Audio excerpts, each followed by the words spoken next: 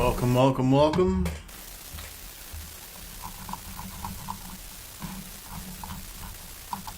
Hope everything is going well.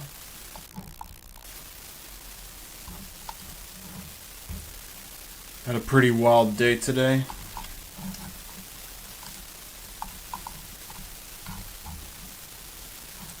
The children were interesting.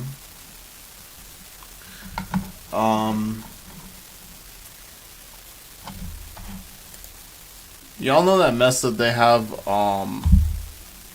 in cartoons where they just like prank the substitute teacher? I ain't never had that happen to me.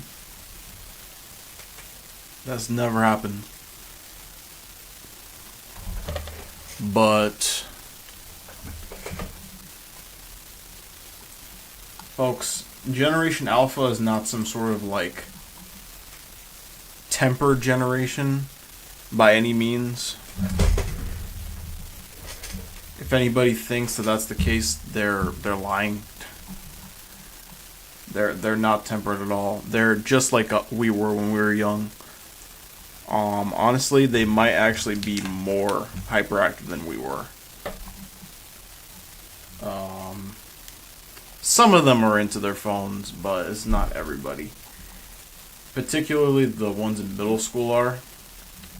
They're literally glued to their phones. But if it's elementary school, they haven't really gotten on that yet, at least from what I've seen so far. So, can they read? It's hard to tell for sure, because when you're like a regular teacher, you're trying to like assign a lot of things.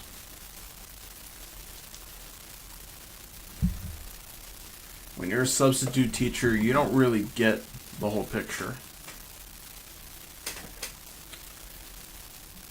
So they could just be like trying to go through the motions. They don't necessarily know how to read, but they can like recognize certain things, certain like patterns, and that will allow them to complete the assignment anyway. So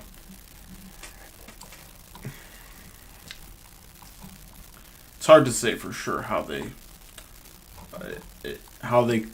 go about it, but from what I've heard, the education system here in Florida is number 2. I don't know what number 1 is, like New York or something, but they're like number 2 in the country. So I'm curious as to if that means that Generation Alpha actually can read here. Very curious about that.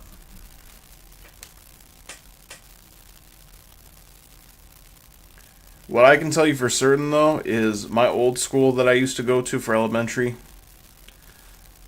them folks was reading books.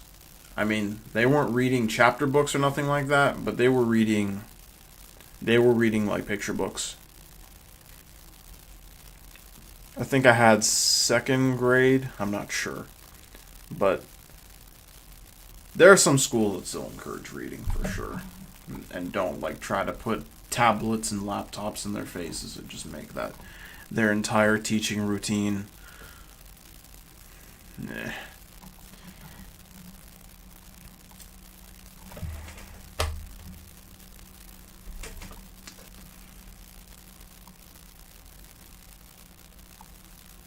I don't know if they're trying to make things easier for teachers or something, but that's like, you know, if you think about it, teaching is kind of like car sales, except you're in a room with a bunch of folks who can't make you no money. All they can do is make you like a couple bands at best. Really, you won't even get that. Car salesmen at least get multiple bands per sale if they scam the customers. If you scam the students, you basically get barely anything. So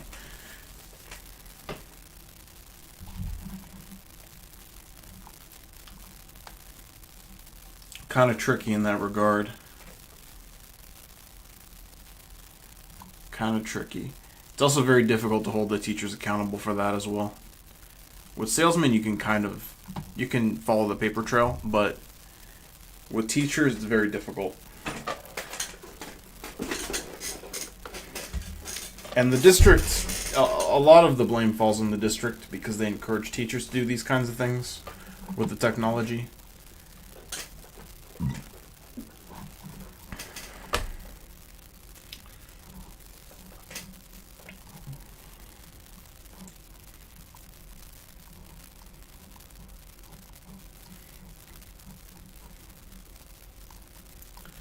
The thing is that they have rules in place to prevent kids from using their personal devices.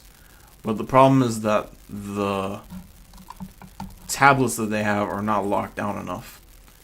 They really need to have more like safeguards in place. And this whole educational game thing, I think should also go.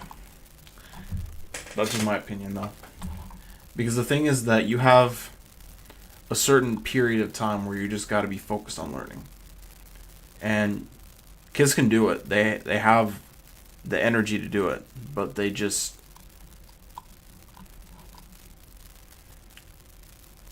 the administration just chooses not to allow that to be the case. So you just got to roll with the punches. Particularly as a substitute. If you're a teacher, you probably have a little bit more control, but as a substitute, there's really not much you can do. You just kind of got to hope that they don't bother you too much, really. They don't bother each other too much.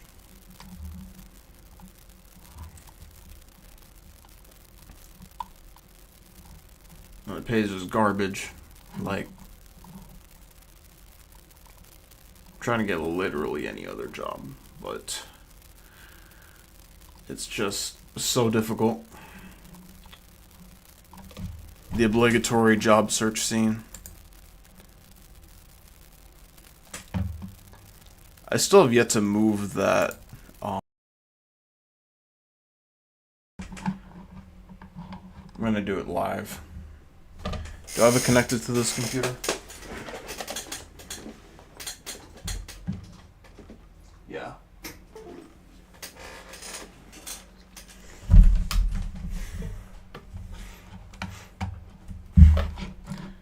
I'm gonna just move it over. Not this one right here. Yeah, we got to do the obligatory job searching. Got to do it.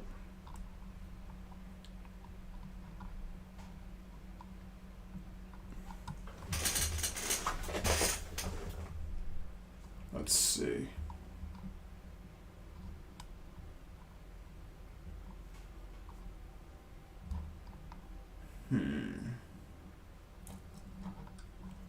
There we go, right here. Copy it to the root directory. Remove the device.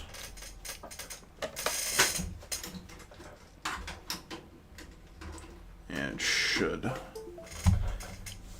connect.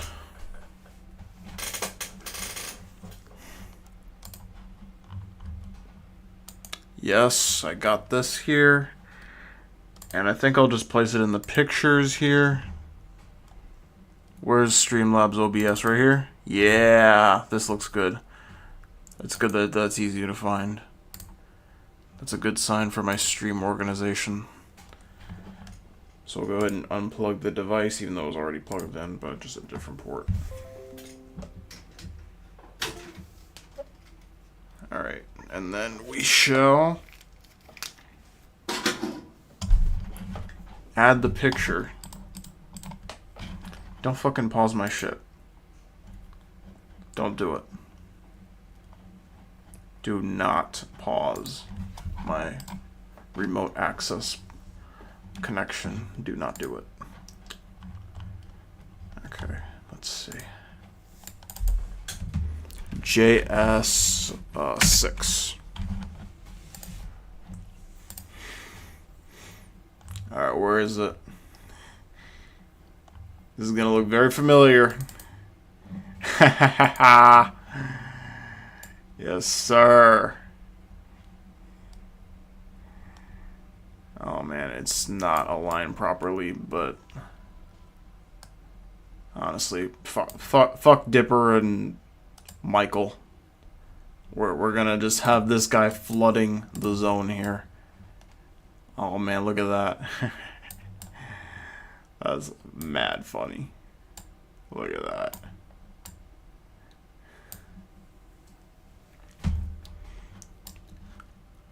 Honestly, I kind of want to get rid of this, because this one isn't that great.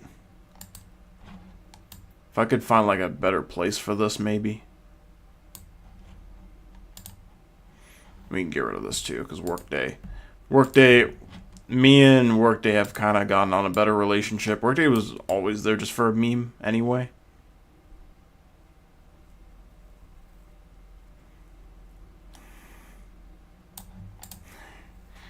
I'm telling you, folks. I'm telling you. Paycom is the devil.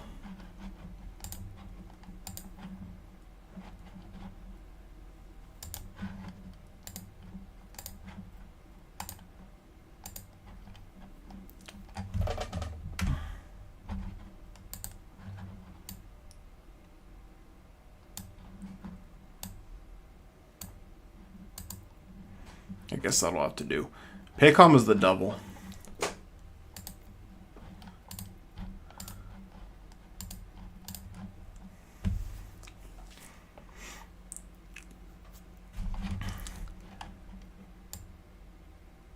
They have you fill up a form, and this sounds like Workday, but here's the thing about it that's different, right? When you fill out the form, you got to fill out everything. You got to fill out for your employers. You can't just be like, oh, I'll just put the name of the employer and when I work there, and it'll just let me go through. No, you got to put your name. You got to put the phone number of the employer, and you got to put in the whether they can contact you. You got to put at least like 2 or 3 references. It is just a nightmare. And every time I have the opportunity, I just say I don't have any references because I just don't want to fill it out. Or I've never worked before.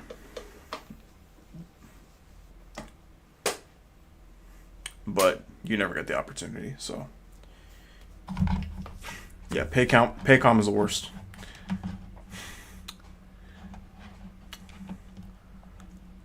But yeah, we're gonna go back to the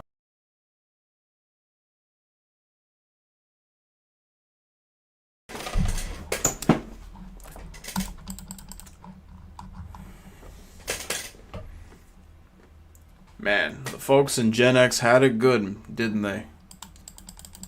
You could just apply for a job and you get an interview and you get rejected, but you know, you just apply for another one. Here, we apply for 10 jobs and we get 0 interviews.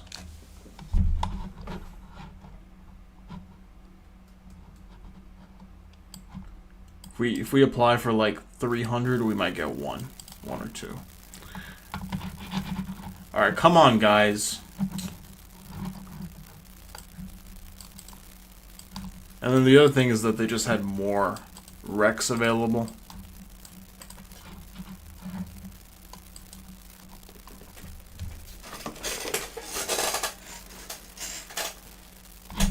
So they had more chances.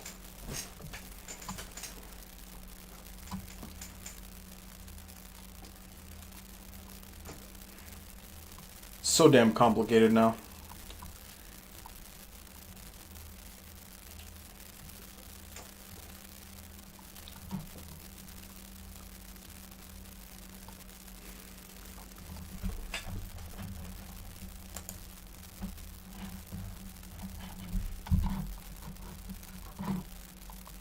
But yeah, today's kind of a freestyle stream. We don't really have to do Try Hack Me or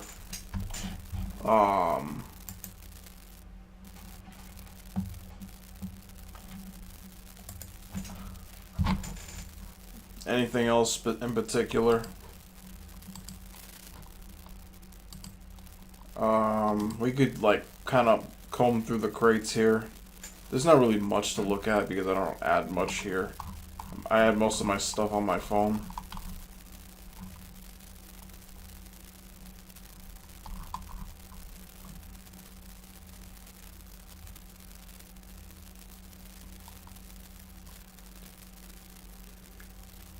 Yeah, it's not really much to talk about here. Sedans are about to flip the crossover car market. What is that? Have I watched that video before? I think I have. Never mind. I think I've already watched that on stream.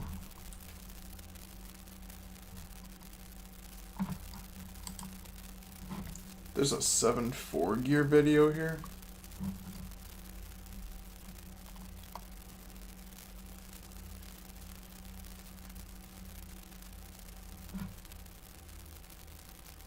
Darkman stage.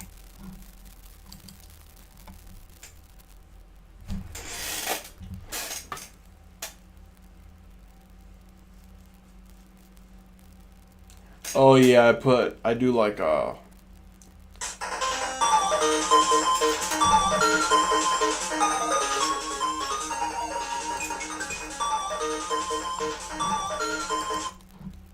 don't know why I bookmarked that.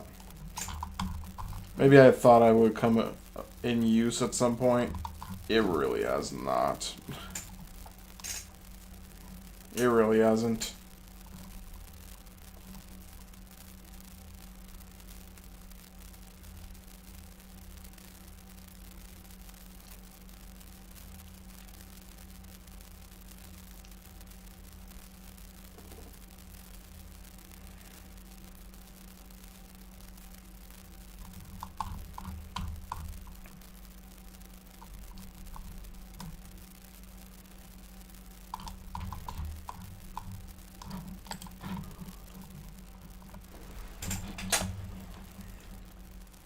We can go back to watch later. Just chill for a bit. Honestly, Try Hack Me right now. Not really feeling it. I'm gonna go ahead and terminate the machine.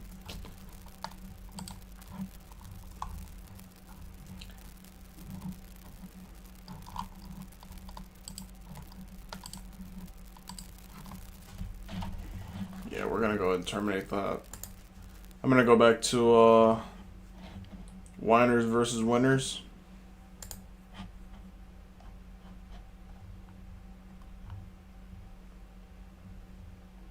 And it's broken again, which surprises absolutely nobody.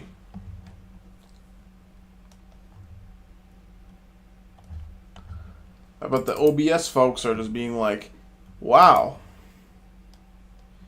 If you would just use OBS like a normal person, you wouldn't have to deal with this. I know. I'm stubborn and don't want to change. I know.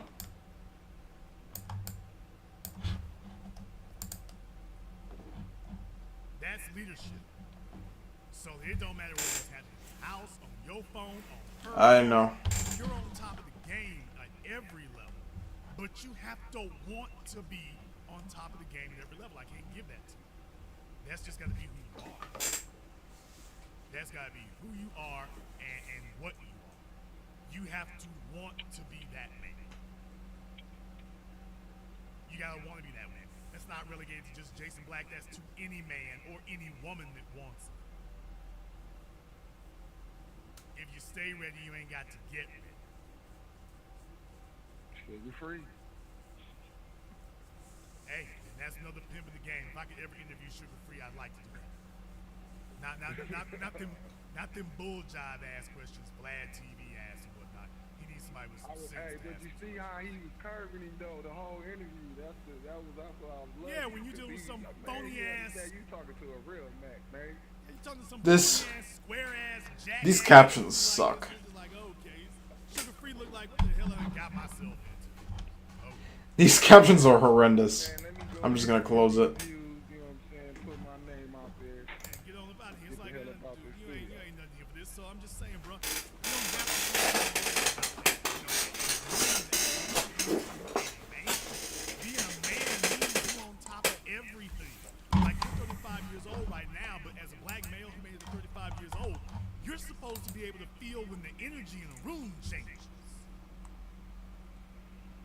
When you're in a room with a group of people, you're supposed to be able to feel. It don't matter. You didn't even see them walk in. You're supposed to be able to feel when the energy in a room changes. That's your instincts as a man talking to you. If some dude walks by you, whether he makes eye contact or doesn't make eye contact, you're supposed to be able to feel. Now, you know this for a fact. You're supposed to be able to feel if something ain't right. Wait a minute, whether I know this dude, whether I don't know this dude, that wasn't what was supposed to happen. That wasn't supposed to happen. That wasn't right. Let me keep an eye on this fellow over here. The energy is real throwed off. The energy ain't right. And even if something don't happen, be on top of it. Be on top of it. As a man. It doesn't just apply to females. The female is the person closest to you. But dude, when it's time to make money, your female ain't gonna be there for the most part. Now you're getting messed over on record deals. You get messed over on contracts. You get messed over on your car getting fixed and whatnot. You gotta be on top of that. As a guy, you know this. Even if it's some work needs to be done on your car, even if you can't do it, you can't be having the mechanic get over. Like, wait a minute, hold on. What's that he just said? What's that number? Wait a minute, dude. Now, you know that for a fact, so I'm just saying this threads through to everything. This threads through to everything. So apply it across the board. This is a principle that applies to everything. If you stay ready, you don't have to get ready. Stay on top of it. Even if you don't understand it, stay on top of it till you do. That's the other thing that throws dudes. They only want to stay on top of something if they quote-unquote understand it. No, if something don't feel right, you stick around until you do.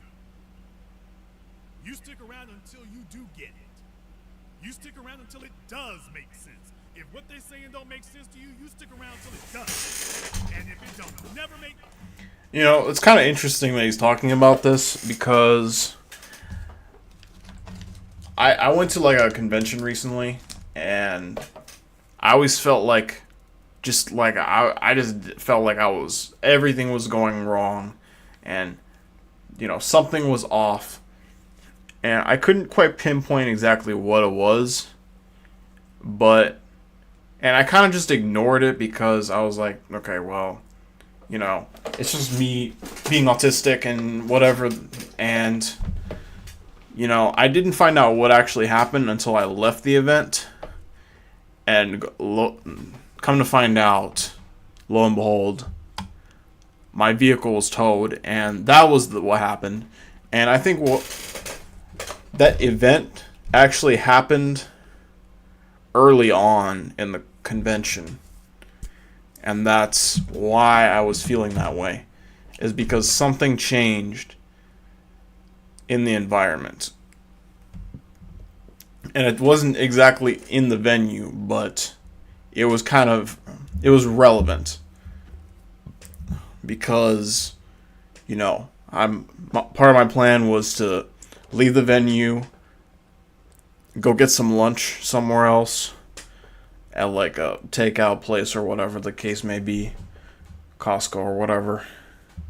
And yeah, that didn't work. So I'm kind of wondering if that kind of like sixth sense where your gut feeling is telling you something's wrong. I kind of wonder if that can apply to that kind of situation. But yeah, I mean, I ended up getting it back, so I definitely do not want that to happen again, because I can't afford to have it towed again, but I think that there's a case to be made that you want to evaluate your situation when this kind of thing happens. And that's why, exactly, even though the people there, they weren't the problem, there was something else that happened. And that's why you ended up feeling that way. So, yeah. Like, okay, it ain't as hard to communicate nothing. If a person wants to say something, it ain't as hard if we sitting here talking for an hour and I still ain't got it, there's something you don't want me to know. So you keep throwing a curve on it because you don't actually want me to understand it, because there's something you got hidden. I might not get rid of you right this moment, but I got my eye on you because you're gonna have to act. At some point, you gotta act on whatever it is you're hiding, whatever it is you're scheming. At some point, you gotta act on it, because that's your whole purpose for being here. At some point, you're gonna go for it, and when you do, I'll be watching. You're gonna have to go for it at some point. I'll be watching. Take a look at Floyd Mayweather. There's a reason why all the rest of them dudes got sob stories in the boxing game, but not him. Floyd ain't got no Don King story to give you. Because he knew, okay, you doing too much talking, Don. You doing way too much talking. At some point, the real thing is gonna show itself, and when it does, I'll be ready. Nipsey Hussle. There's a reason why the record labels couldn't get over on him. They tried it with the fast talk and everything else. You're like, you know what? Nah, I'm good. Well, you can sign this contract. Yeah. No. Because what you're saying ain't right. But what's not right about it? Why don't we just sign the contract I made? I don't know if we can do that right there. Okay, there's something you're hiding. What are we hiding? I don't know what it is, but I'm just going to keep my eye on you until. And we'll sign my contract. Until then, I'm keeping my eye on you. I wish I could use my sixth sense for cool things like business deals. That's called handling business. Whether you make new acquaintances or old acquaintances, be about your business. And let's just be very clear, brother. Everything you do in this life is your business. There's a reason why I told y'all that's the universal black man's response to every damn thing. To this day, if I tell somebody I'm going somewhere, better not ask me what I'm going to do. Because you're going to get the same response I've been giving you for 30 years. I've been saying this since I was a kid. Learn quickly. You know where I got the game from if I tell you that. When they ask, Jason, where you going? I'm going to go handle some business. What kind of business? Ain't none of yours. I got some business to take care of. And you better not follow me. That's the universal black man's response to it. Should be the universal black man's response to everything. The folk you going to go talk to are the only people who need to know what you're getting ready to do. Everybody else is optional. So run it like your business, man. That's just it, folks. Everybody is going to present themselves to you in the Nah, I can't handle it by myself. I need advisors and consultants. I can't do it by myself. Your job is to be careful and watchful of. But I understand what he's trying to say. He's not talking about the same kind of people that I am. Due diligence in contract law is referred to as due diligence. You can lose a court case. This is why black folk go into court and get screwed over all the damn time. You will lose a court case even if it's very clear that the contract is exploitative. You can lose a court case even if there is something in the contract that you were not told. If it is determined that if you did not do your due diligence, well, it was in the contract. They misrepresented the contract. Did you have access to the contract? Yes, I did. Did you read all of it? Well, I read most of it, but if I had known this was in there, I wouldn't have signed it. Oh, judge is going to tell you. So you didn't do your due diligence. Well, I turned it over to my attorney, blah, blah, blah. Okay, so you didn't do your due diligence.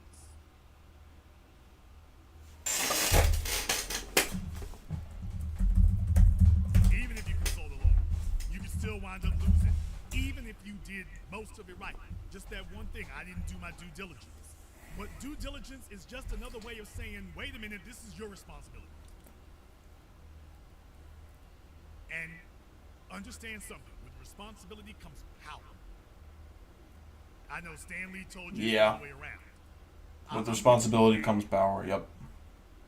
I know Stan Lee told y'all with power comes responsibility.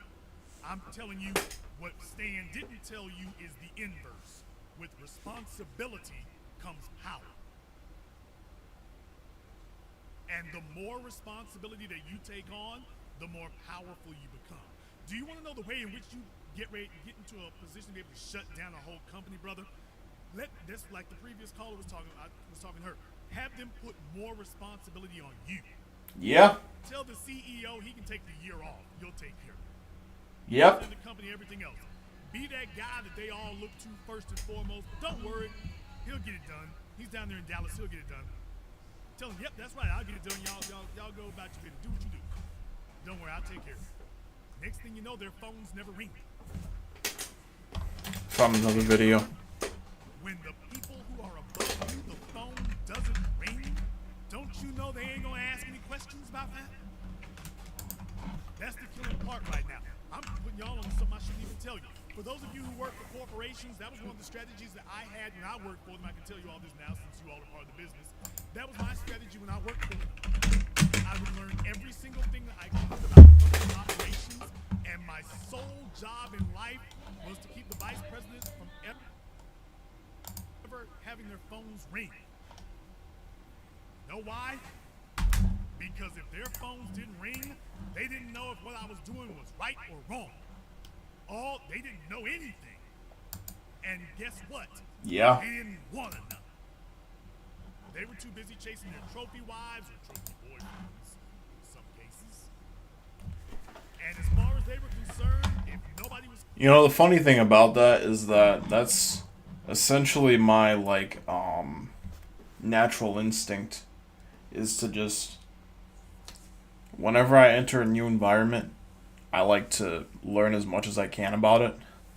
But the thing about it is that now nobody's letting me do it. I don't know if they can tell that that's my agenda, but yeah.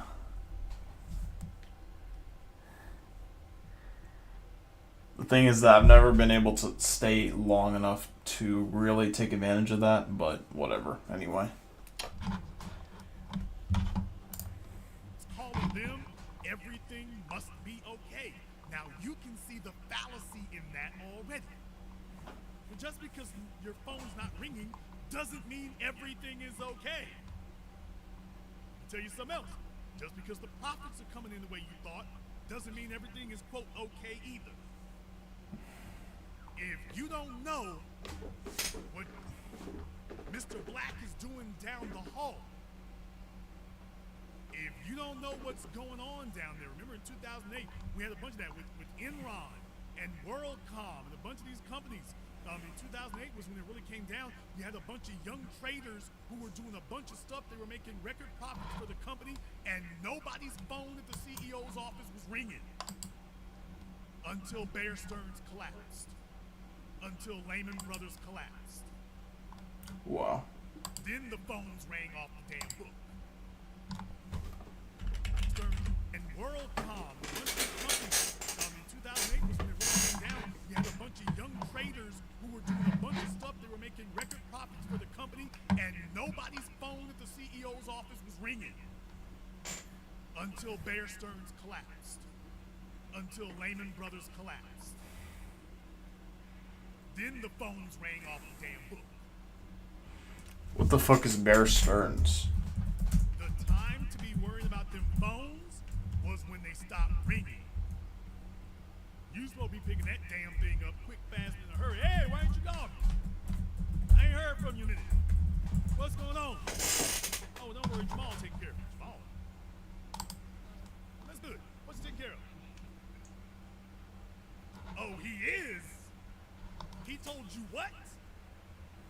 Oh, all right. There we go. But brother, that's what white boys do in every corporation they get at. Yes, boss. Nod their heads and stuff. They get into a position where they know where all the keys are. Next thing you know, the damn company's going down. And then he starts Facebook. Or Twitter. Or Tesla. We can go down the list, brother. or Microsoft. All of those situations are situations where the guys who came out of it winning, they got gamed up by other people and left them folk where they were. And if you had been listening a little bit better and paying a little bit more attention, you would have realized, you understand he controls your company now, right? You gave him all of this, quote, responsibility. Well, with those responsibilities came power. And you got lax, you sat down, and you got lazy on your square. Next thing you know, this kid is running the business.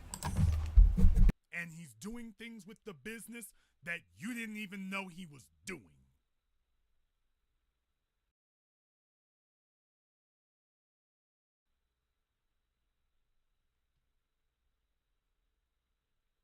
That's why you cannot get like this. Damn it. Be right back.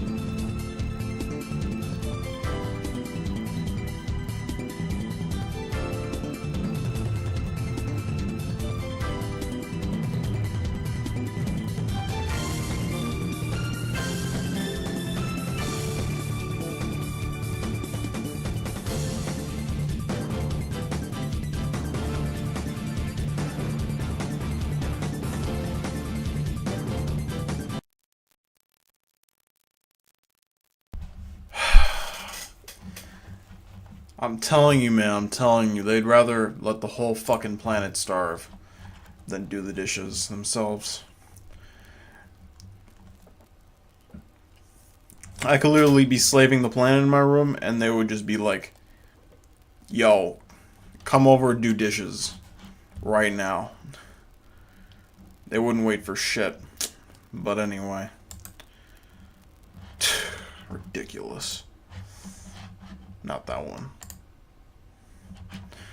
Alright.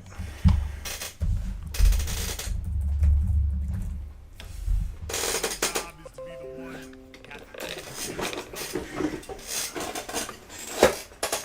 remember, they do that when you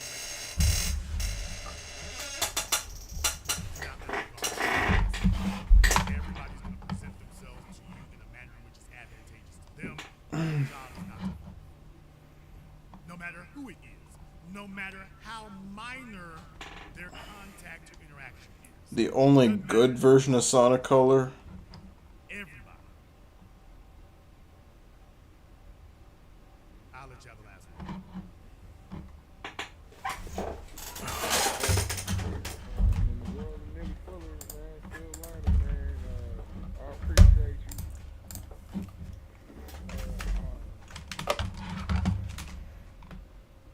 I've really been listening to you since 7 a.m. You know what I'm saying? I've been down since then. Got all the videos, DVDs, and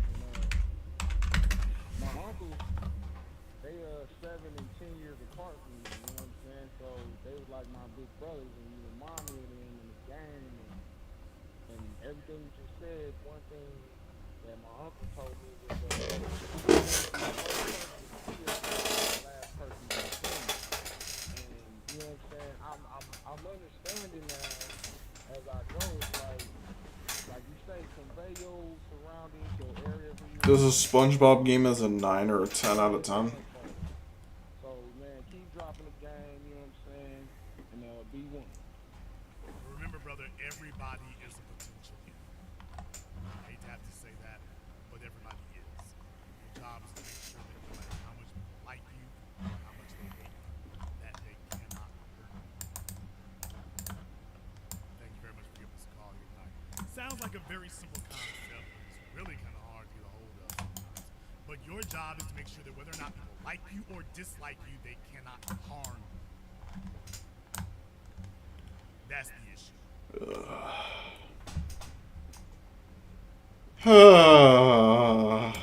The next thing I would like to get into here tonight, I don't want to let this get away from me here. We're talking about the difference between whiner. Every time he says stuff like that, it's just a brutal reminder of how powerless I am. Like a whiner is because she is going to have to live under the consequences of your whining. If you don't have an answer, she believes that she is going to have to live under the consequences of your inability. I mean, he literally says Gen Z is cooked every fucking time he can. Every opportunity he can say it, he does. Doesn't matter whether she's ultra super group. Alright, I'm gonna just briefly do a little detour here. Carmax. Thomas Sieber. Y'all know him. Y'all love him. I know you do. Great guy. I don't happen to know him personally, but Over $16,000 after that $499 documentation fee for a 2015 Honda Civic with 82,000 miles. But the craziest part is, look at this, up to $411 a month for 72 months with zero down at 22.95% interest. Yeah, we're back at Carmax, checking out some of the inventory. This is their time to shine. This is their best time ever. They sell the most amount of cars, make the most amount of profit per vehicle, and it's really an easy time for them to get a lot of approvals because their game is loans. Obviously, like every dealership, it's selling vehicles on loans. 2020 Volvo V60, let's see here, $27,000 after that $499 documentation fee. And where are the payments? There we go. Yeah, up to $6. wait, what year? 2020 for 26K?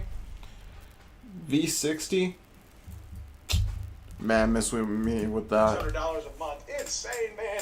And that's the thing. CarMax, they're going through a rough time. You guys saw what happened to their stock. It's been kind of rough on that end. They had to fire their CEO. I don't believe So that they had a lot of Carmax is going to changes. die They're anytime trying soon. to get back to I've been selling hearing cars conflicting and information.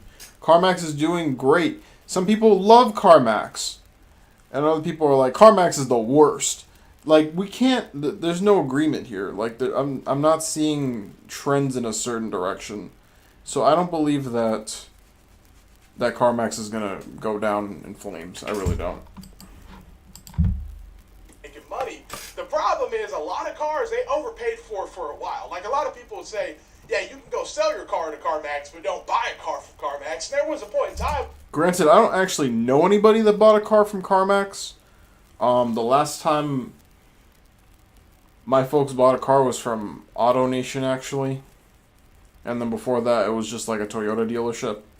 So, and I didn't buy a car from CarMax either, so I don't actually know anybody who's bought a car from CarMax. So,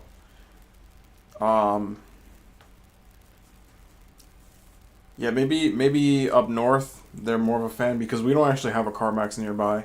So it's actually very difficult to gauge demand in my particular area. Where, man, they were overpaying like crazy. Now they're getting much more strict on what they're offering and what they're buying these cars I do know for. somebody who If bought you from go to Carvana, CarMax though. and you need to get a car, and you're like, I just don't want to deal with a normal dealer because there are some people. Which that is just, crazy because he used to be a mechanic, so it's very surprising that he got a car from Carvana. I know dude bought it knowing that the prices were overpriced. But I think he's just on his business and he really doesn't have time to mess around with that kind of thing. So I still think it's kind of a bad decision, but it was a decision to make.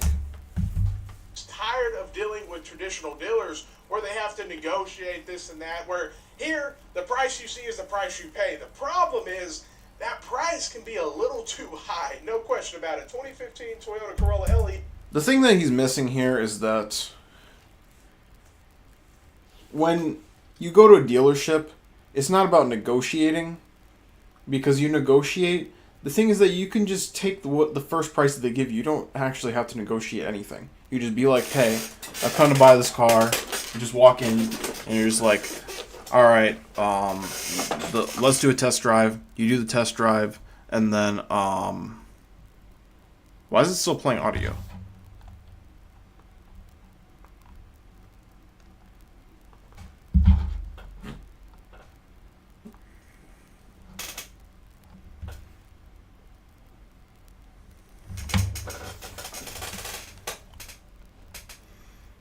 Hold on a second. I'm trying to figure this out.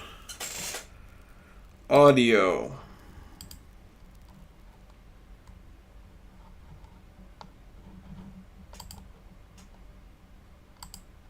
Audio.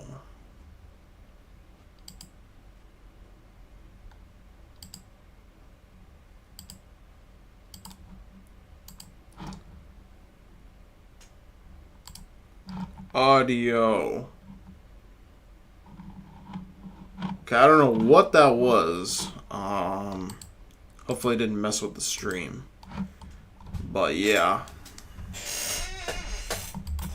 The 41,000 miles and 19,000. That $4.99 documentation fee, you guys see that right there? Yeah, I was like, that was kind of weird that Elgato was playing audio. That was kind of weird. That was kind of weird. $3.99. The funny part about this whole thing is CarMax went out and said they're trying to lower prices.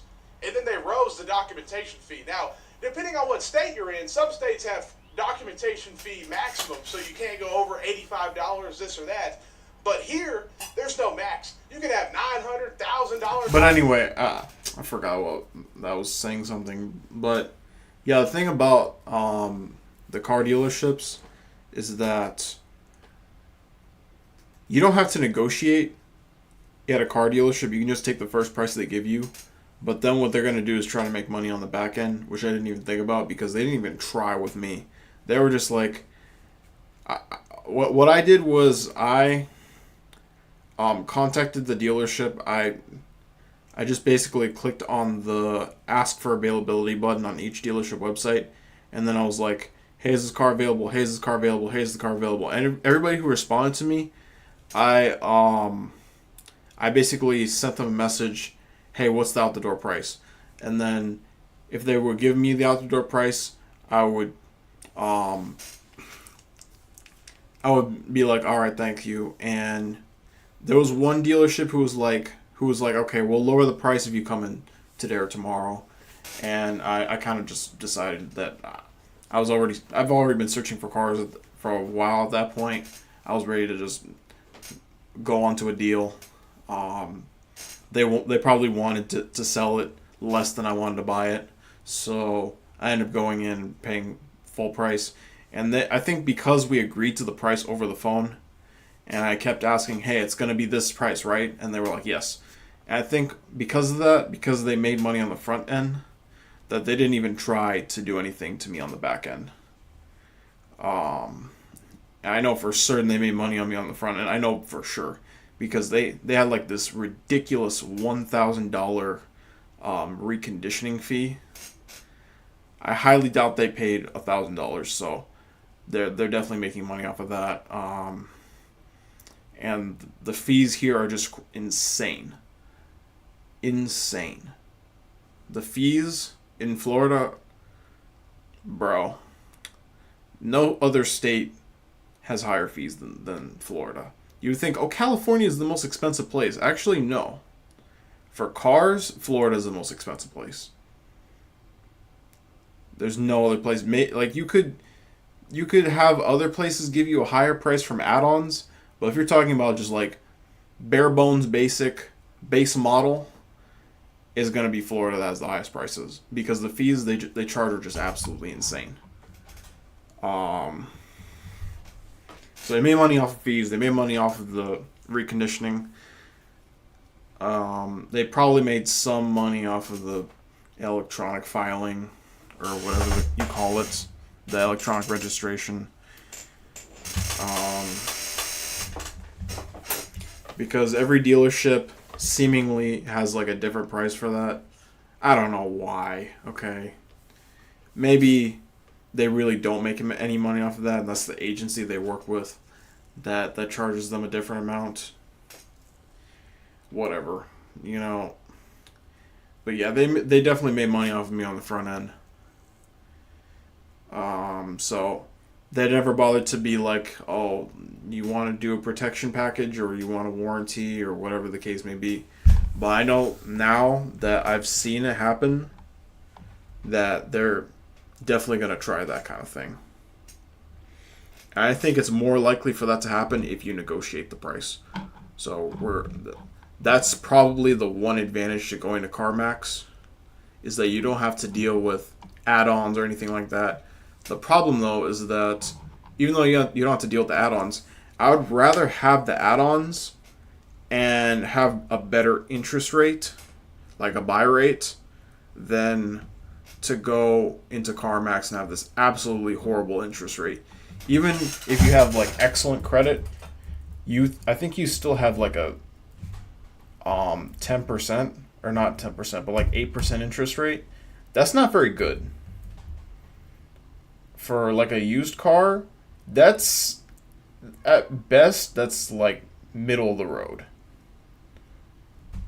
Let's see if we can show it right here. No question about it. 2015 Toyota Corolla LE, 41,000 miles and 19,000. That $499 documentation fee, you guys see that right there? Yeah, that's nothing compared to the doc fees that we have here. The doc fees we have are just out of this world, out of this planet. This car dealership, this Carmax, cannot even come close. He has no idea. And look at these interest rates. This is the real issue with Carmax. 9% for a very good credit. 9%. For 72 months. It's not even a good month loan term either.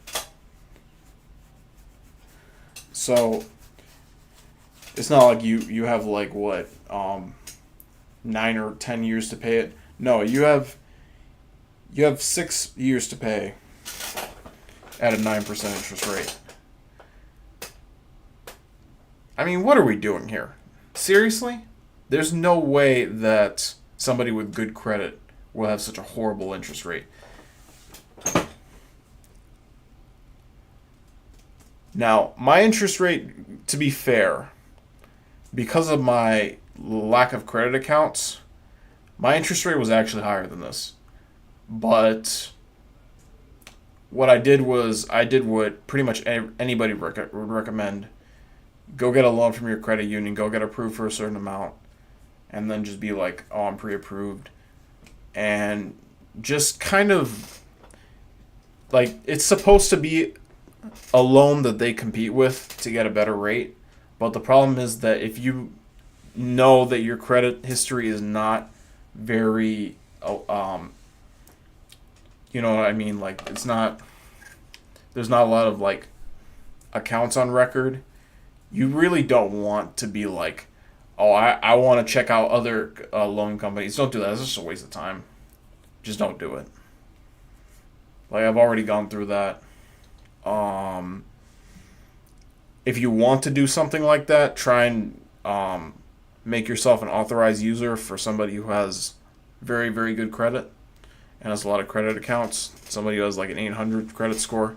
That's the real hack. But if you can't do that, then just be like, all right, I'm gonna go to my union, try and build my credit, get a good interest rate with them, and then just let it roll. Whatever they give me, that's what I give to the dealership. It used to be $3.99. The funny part about this whole thing is Carmax went out and said they're trying to lower prices, and then they rose. Wait, let me see. That's a Corolla, isn't it? 2015? Stop it. This was the car that I was looking at, man. 2015 for $18,000? Are you serious? I could get a 2022 for that. What's the mileage? It better be good mileage. If not, then... This is 2015. This is not even 2016. So my bank actually would not approve this. Because it's too old. How many miles does it have? Fleet? There's no way the mileage is low if it's a fleet.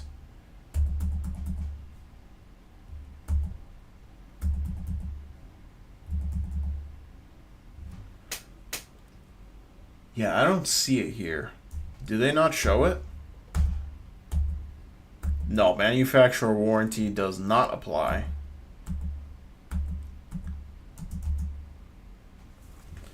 I thought they showed the mileage here. Do they not show it here? Bro. Broseph. Listen, this is embarrassing.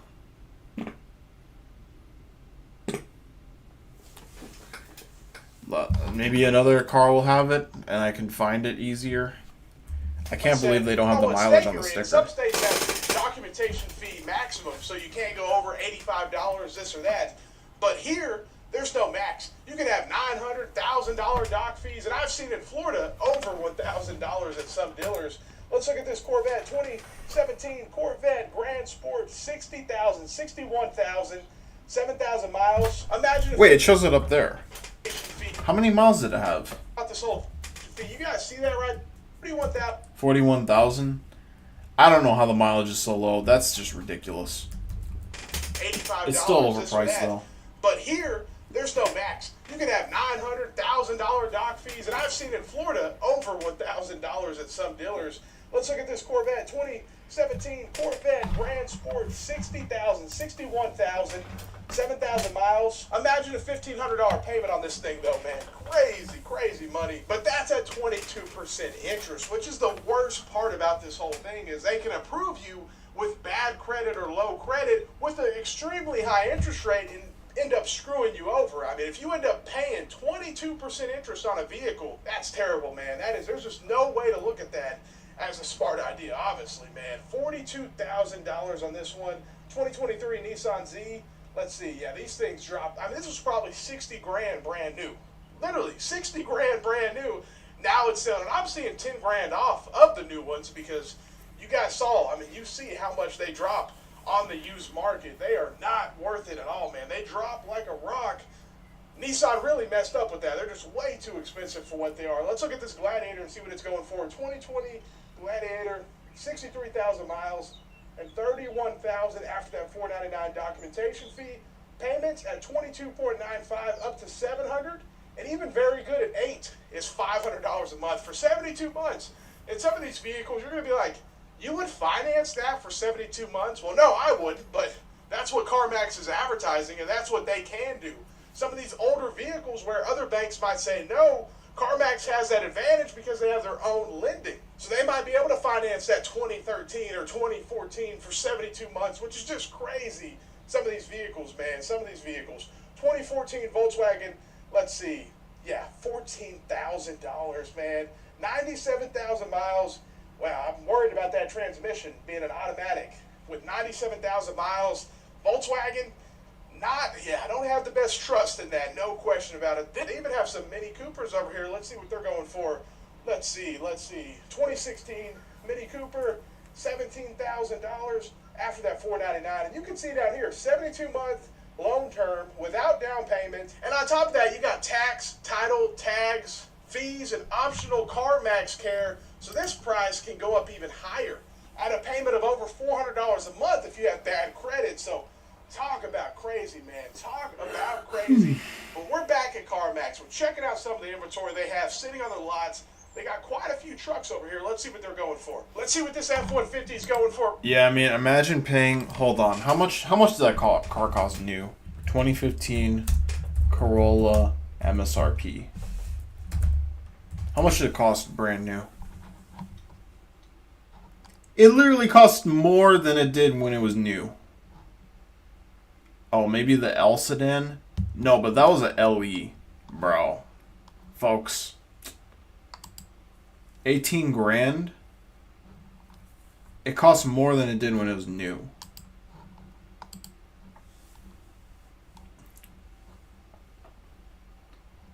$18,565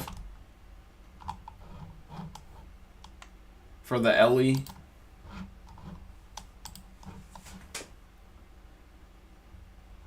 Carmax is wildin'. Look at this.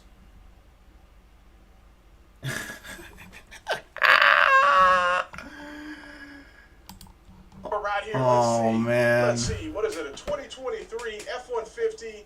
Let's see. $50,000. That's a lot of money, man. And people wonder why their car and you can see over $1,000 repossession industry is booming. If they get, bad credit. And that's for 72 months too, which is the craziest thing. But somebody paid 70 grand for this truck brand. After the pandemic was over, this mess should have stopped overnight. Drop like a rock. Obviously, they are going to depreciate like crazy. But that's one of the biggest things, and one of the craziest things about this whole thing is sometimes CarMax has vehicles. The other crazy thing about it is back in 2015, you could get a discount on that. So you would get it for even less than 18 grand. So CarMax is charging even more than... Like, it's fucking how much? Like, definitely at least one or two bands over how much you would pay for a 2015 model when it was brand new. So, just think about that for a few moments. Vehicles selling at or above MSRP, but they're used. And that's just not the market we're in anymore. Every vehicle needs to have heavy depreciation in this kind of market. 2022 F-150, 39,000 with 72,000 miles. Very good credit, shows a $700 monthly payment, man. $700 a month on a Ford F-150. Yeah, that's kind of crazy. Kind of crazy. Let's look over here. We got a 2023 Subaru Ascent, 34,000 after the dock fee, 37,000 miles. You guys can see that right there, $34,000. But this lot is filling up, man. They don't have an option. So right now, it's an interesting time for them because it's tax time. They're able to get a lot of people approved because they're going to the dealership. They got a small down payment, but it's enough for the bank to say yes. $5,000, $7,000, whatever they have down, it's enough for the bank to say yes. 2018 Kia, let's see, $18,000, 79,000 miles. Someone could come in here and get a $500 payment on this thing, man. Insane. But yeah, it just keeps going back, and they're filling up. This lot was not as full a few months ago, but now, yeah. My God, look at all those SUVs. It's tax time. This is their time to shine. The problem is, They have a lot of work to That's do. where They have a lot the of vehicles money that are very is. overpriced for what they are, and a lot of people have That's bad where the credit money now. So is. That's with why that they down ain't payment, they making get a no few cars sales that on these release. SUVs. 2018 Hyundai, $13,000, 122,000 miles. And Yeah, as soon as you see like a somewhat reasonable sounding price, bam, 150,000 miles. this is kind of a prime example. Like clockwork. Why do they have this car sitting here?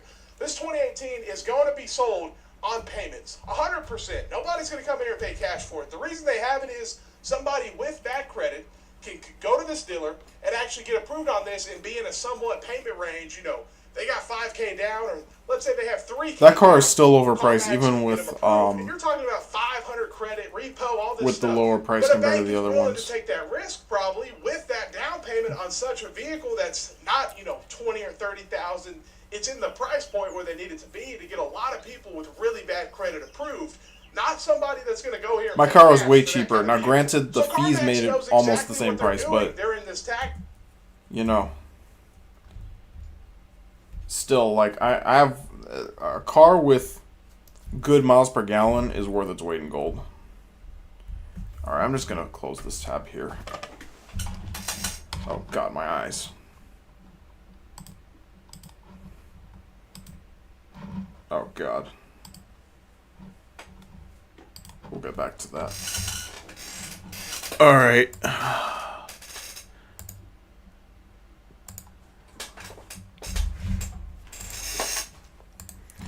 I'm gonna play this Sonic Colors video. Why is it still showing this? No, I want to show this. I've caught a lot of heat. Oh, whoops. Hold on a second. Guys, hold on.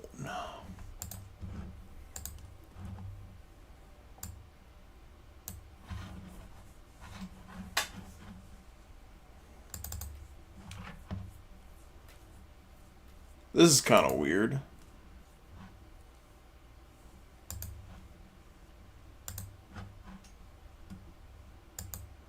Oh, there we go. Okay. I was like, why is it not showing up? For this over the years, but I am Sonic Colors' #1 hater. Just like that copy pasta, because as long as air fills my #1 lungs, I will #1 hater. Just like that copy Oh, pasta, okay. because as long as air fills my lungs, I will be a hater. And whoa, before the torches come out, a lot of people like this game, and that's totally cool. I was always reluctant to pick up Sonic Colors on the Wii because I had been burned so badly by wasn't. Secret Rings, it put me off the franchise for a long time. So when Sonic Colors Ultimate rolled around, I felt it was finally my chance to rectify that mistake. Funnily enough, that was the first full Sonic playthrough on this channel, and now I've done so many of them that everyone seems to think I'm a Sonic channel. I'm not. Here's the problem. I've only ever played Sonic Colors Ultimate, a recent remaster of the game that has been heavily scrutinized by the community for being worse than the original. My personal opinion doesn't lie in the look and feel of the game or the glitches, but in the gimmick and boring, monotonous levels. However, there is one version of the game that fans swear by, and that is Sonic Colors DS. Mainly for the reason that it is Sonic Rush 3 in everything but name. Should also probably mention that my knowledge of Sonic games on handhelds ends with Sonic Advance 2, so if there's any other games in the series you want to see me play, hit the very important subscribe button and let me know in the Nah, you comments. already played Now, the best can ones Sonic that there Colors were. DS redeem the Sonic game Advance for me? 2 is the Let's best one find on out the today's GBA. episode of Sonic Memory Colors is probably the best one on the DS. Sonic Colors is definitely the most complete feeling one. Get behind the scenes looks, special Discord access, giveaways, and more. Click the link in the video As for description to this get dog, yours. The expansion pack. Watch skip, without skip, limits. skip. All right, here we go. We're revisiting Sonic Colors, but it's on the DS. I heard this was the best version, and as someone who does not like this game, maybe it'll change my opinion. I love the super pixelated cutscenes. They're very nostalgic. I feel like I'm watching a movie on a Game Boy Advance. This thing's got crazy fast acceleration. You call this fast? This amusement park has been constructed entirely out of a sense of remorse for my past transgressions, and is in no way associated with Yeah, when I was the first time I watched this, I was like, why didn't Sonic just run up No, everything's fine. Come to my new theme area park. It's there? great. I'll give you free admission, half-price drinks. He's like Mr. Krabs. Welcome to Eggman's incredible interstellar amusement park. This thing costs billions, so you better enjoy it. A single day pass grants you unlimited access to all 5 park areas. He can sound as chipper as he wants. I'm not trusting any park with his name. Listen, he's already doing better than Disney and Universal. I went to Disney and Universal recently, and oh man, that shit is expensive. Oh, it sounds unlikely, but do you see anything suspicious around? I'm sure we'll find plenty soon enough. Yeah, low-key, Look, there's a Eggman's health kind of violation. Wait, we didn't go over the park rules yet. competing For real? I guess. easily against All right, Disney and start from the Universal. top. Or I guess in this case, the bottom, because it's the bottom. His screen. evil corporation's doing better than real-life evil corporations. You got your move, you got your jump. That's another dash, overused you got joke. Homing attacks, spin dash. If Sonic goes idle for like 0.4 seconds, he starts stretching. If that isn't ADHD, I don't know what is. Like the get out thing really needs I already to. like the That wall joke jumping really better needs to in this die. version. All right, went through the ring. I think we're all ready to go now. That's a Never Gen stretch Z too thing much, I that guess. needs All right, to Act die. One, let's go. I love the very polygonal Sonic. So I was told this is I think we all basically do. another Sonic Rush game. And if I can be honest, I haven't played any of those either. So that's on my list of things to play eventually. Why doesn't he say Everyone says go in Sonic the Rush games Wii are great. version? He The could very only easily do handheld that. Sonic games that I've played that I Or give the love game more character. are Sonic Advance and Sonic Advance 2. Mostly because I loved using the mobile Chow Garden. The esophagus expansion. I will say, I'm only like 2 minutes into this game, and I already agree that this is the superior version. Okay, hang on, let's not drown. Am I playing it well? Probably not. Are there red rings in this? I see like 5 stars at the bottom. Maybe I have to collect It's them. still fun even if you suck at it. That's Oh, what's nope, great they're red about rings. it. I see one. Hey, I still want that. The question is it really worth it to get all the red rings? I only really try to 100% things if, ooh, look at this. If there's new content.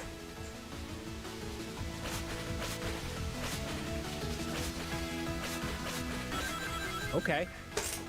Okay, you watch out for the Eggman balloons. I'm sure they're bad, but they're nowhere as bad as Disney World, where I went, and you know how much balloons cost in Disney World? You want to know?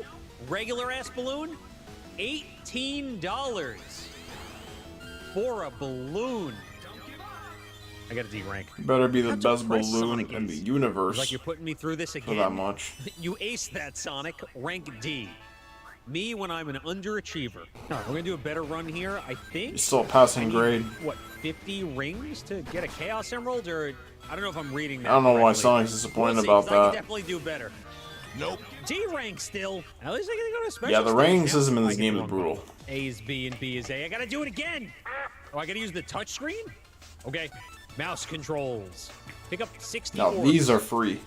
I feel like this will be one of the games that is probably easier with the mouse. I feel like I'm back in high school in the tech center, playing like stupid Flash games on one of the computers. That's exactly There was what this is. helicopter game. It was basically like Flappy Bird before Flappy Bird. All right, we cleared one. Oh, there's laps. Okay, we're gonna do 65 blue orbs now. So obviously we're gonna get all the Chaos Emeralds. That's the plan here. Because my playthrough of Bowser's Inside Story was a bit of a nightmare with some of the mouse controls. But this, I think, is definitely better. Bonus orbs. I'm actually kind of enjoying this. Because it's Sonic 2. I love the Way fucking cooler. part at the end where they right, just give you a 70 million yellow orbs just bouncing around all over the Give place. me the orb collector. I'm digging This is this. always awesome. All These that's gonna these special be- stages are really fun. 5 more. Let's grab him, grab him, grab him, grab him, grab him, grab him, grab him, grab him, grab him, grab him, grab him, grab him, grab him, grab him, grab him, grab him. Give me the emerald. All right, we got the first one. I see why people like this version. Okay, got an S rank. We've hit both ends of the Yeah, you're gonna get a spectrum now. shit ton of All right, lives Act also, 2. by Hey, the look, way. Sonic, what do you suppose that robot's for? Wait up, you little alien. We aren't gonna hurt you, just put you in a cage. Beep boop, beep. It's one of the most boop, pointless beep, live beep. At least they systems said a ever. slur. That's a terrible idea. If I let you go, you'll go warn your friends. They don't look too smart. Must be Eggman's goons. I said it before, probably in my other Sonic Colors playthrough. It's been a while, but I'm gonna say it again. Bring back Scratch and Grounder. They clear Orbot and Cubot easy. Hey, you guys okay? I love just the PNGs. Tails has been in the same pose for like I'm not sure I 6 agree with cutscenes that. now. I just flipped him around. Yeah, I agree. They're talking like Hubert. Oh, he phased right into your body, Sonic. You all right?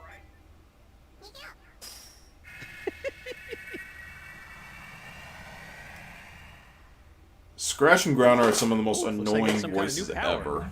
New tutorial? Yeah, I guess. I need a refresher. Okay, we got a boost now. The only time I liked You could now them use the was when boost they to were get in the through. comics. I've been And then itching at to that point, replay they didn't Star have the Fox voice. games. So if you guys see one soonish, don't be surprised.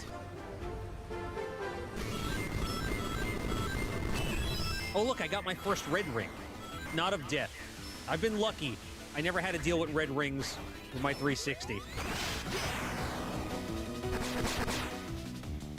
That's a strength reference.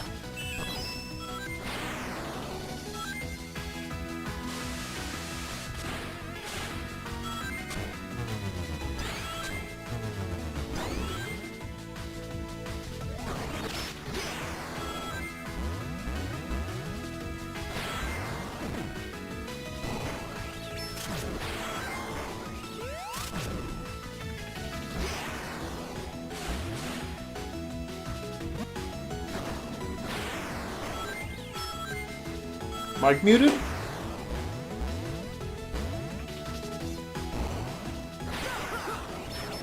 Look at me having fun with a Sonic Colors game in 2026. Who would have thought? I guess because the 2D just feels way better here. It's more fitting. But now I got to go back and play the Sonic Rush games.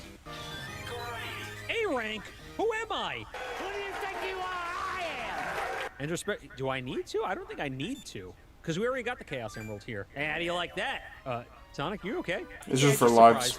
When I absorbed that alien, I felt a rush of power. You're always supercharged, Sonic. How can you tell the difference? No, this was like nothing I've ever felt before. It's kind of weird. All right, time for this alien to help me find out what Eggman's up to. So do we have 5 acts here like we do in the console version? Oh, a new mission has appeared. 2 new missions appeared. And you got some art to never look at. So we have mission 1 and 2. And a boss fight. I think the missions are probably optional, but we're going to do them. Whoa, get a load of the size of that Ferris wheel. It's a monster. What's going on with Made my by audio a right now? monster, too. Don't let your guard down, Tails. Eek! What was that? Hey, can I borrow that? Oh, it's cream and cheese. We just wanted to see one little thing. No need to This get sounds so riled up. weird out of All right, context. junk heaps. That's far enough. Mr. Sonic. Hey, he looks familiar. Have I seen him somewhere? You just said his name, you dolt. I'm surprised he's here already. You may be fast on your feet, but can you clear this mission? We'll see. Collect 30 wisps. Gotta catch... Actually, no, we can't say that's copyrighted. Oh, okay, we got 16. I didn't even think I got 16, but fine. So fortunately, I don't think I need to get all the red rings to get the true ending of this game. I think I could just get all the Chaos Emeralds and we'll be good. Yeah, it's just in the shitty console version. Uh-oh. Oh, wait. Uh-oh. I wasn't looking at the timer. I know I talk about my, Doesn't he have the my burst love wisp for at this point? collecting more so recently, because I have a whole Am I collecting tripping? channel that I started that Mr. Editor will show you right now, called Critical Hits. Okay, wait, we're gonna fail this, so you know what? We're just gonna restart it. And my next mission is I want to get a DS Lite, because I never owned one, and I've always admired the DS Lite, but I had the fat Why? DS that came It's out. like the I was worst like, version of the I don't need DS. to buy a DS Lite. I didn't really see a need for it, but I've always wanted one. But I want to find one in the wild. You're I don't wanna fucking just, weird, eBay dude. One. It's not fun now. So I'm gonna try and get one. And Dude is super wanting weird. to buy That more is DS games the too, so strangest I thing to this want. game now. Okay, I need 7 more. 5 more. I mean, maybe you can make an argument that it's simpler than the fat DS. I'm not moving fast enough. These are not a walk in the amusement park. I gotta lock in. Doing too much commentary on the commentary channel. Yeah, you gotta look out for these wisps. They don't play with the number that they give you here. Yeah, you can't skip that guy. That guy was right there, ready for you to kill him.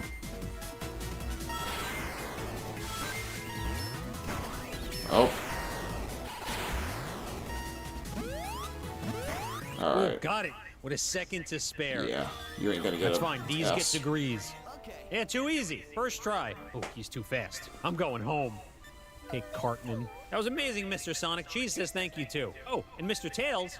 Vince Sonic, oh, sorry about that. What are you doing here, Cream? Well, it was a nice game. Yeah, that's the whole game, guys. Pretty much the whole game. It's great. A company in Kenya was hired by Meta to watch and sort through videos recorded by their Ray-Ban smart glasses. Instagram DMs are no longer fully private, so what does that mean for you? Apple is reportedly in the final stages of creating new AirPods with built-in cameras. Okay, so today we're going to be talking about how technology is making everything worse in today's world. And I know that sounds pretty dramatic, but with the examples we're going to watch, I just don't think we're headed in the right direction. This one's going to be a bit all over the place, just a heads up, but we have a ton of stuff to go over today. That seems kind of pointless. They can already use your iPhone. So if you want to be featured on a future video, leave with the camera down below. So why would they need to have it in the AirPods too? Companies that are trying to become more and more invasive. A company in Kenya was hired by Meta to watch and sort through videos recorded by their Ray-Ban smart glasses. The footage included people having sex, using the bathroom, and in some cases their private financial data. Of course All it of these did. videos were recorded without those people knowing. When these employees went to the press to tell them what they were seeing, Meta cut ties with the entire company. Over 1,000 employees lost their job after 2 months of the story breaking. Some of the employees were specifically let go because they spoke up. Now Meta and Ray-Ban are facing lawsuits in California. Both the UK and Kenya And they have deserve launched it. investigations into how this footage was collected and used. And this is not the first time that this has happened. The same company has previously paid. What about Too Samsung? much. The Galaxy S26 Ultra should be illegal. Samsung is like throwing caution to the wind. In the middle of the keynote, they're demonstrating Galaxy AI. camera, Yep, that and they train is say, never late. The phone should not just help you AI remove things that shouldn't be there. It should help you add what should have been there. Like when you've captured an almost what? perfect photo, just missing that one thing that would tie everything together. Like What? your pet. You can simply merge them from another shot. Just describe how you want to combine the photos and watch Galaxy AI complete the moment. This mess is Easy, so ridiculous. Intuitive, and all This is- done on your Galaxy S26 series. This is What so if, gimmicky. just This for the sake of is the argument, I wanted this to is add a Jeff great Rapp's toy. to that photo. Yeah, you sure could. Do you think the audience would have applauded? Yep. I mean, you can again watch the demo. They present it as, what if you take a photo and you like your own smile, but you want to be wearing something else? And it's like, well, I can think of a whole class of people on the popular platform X that love changing the outfits the women with beautiful smiles are wearing.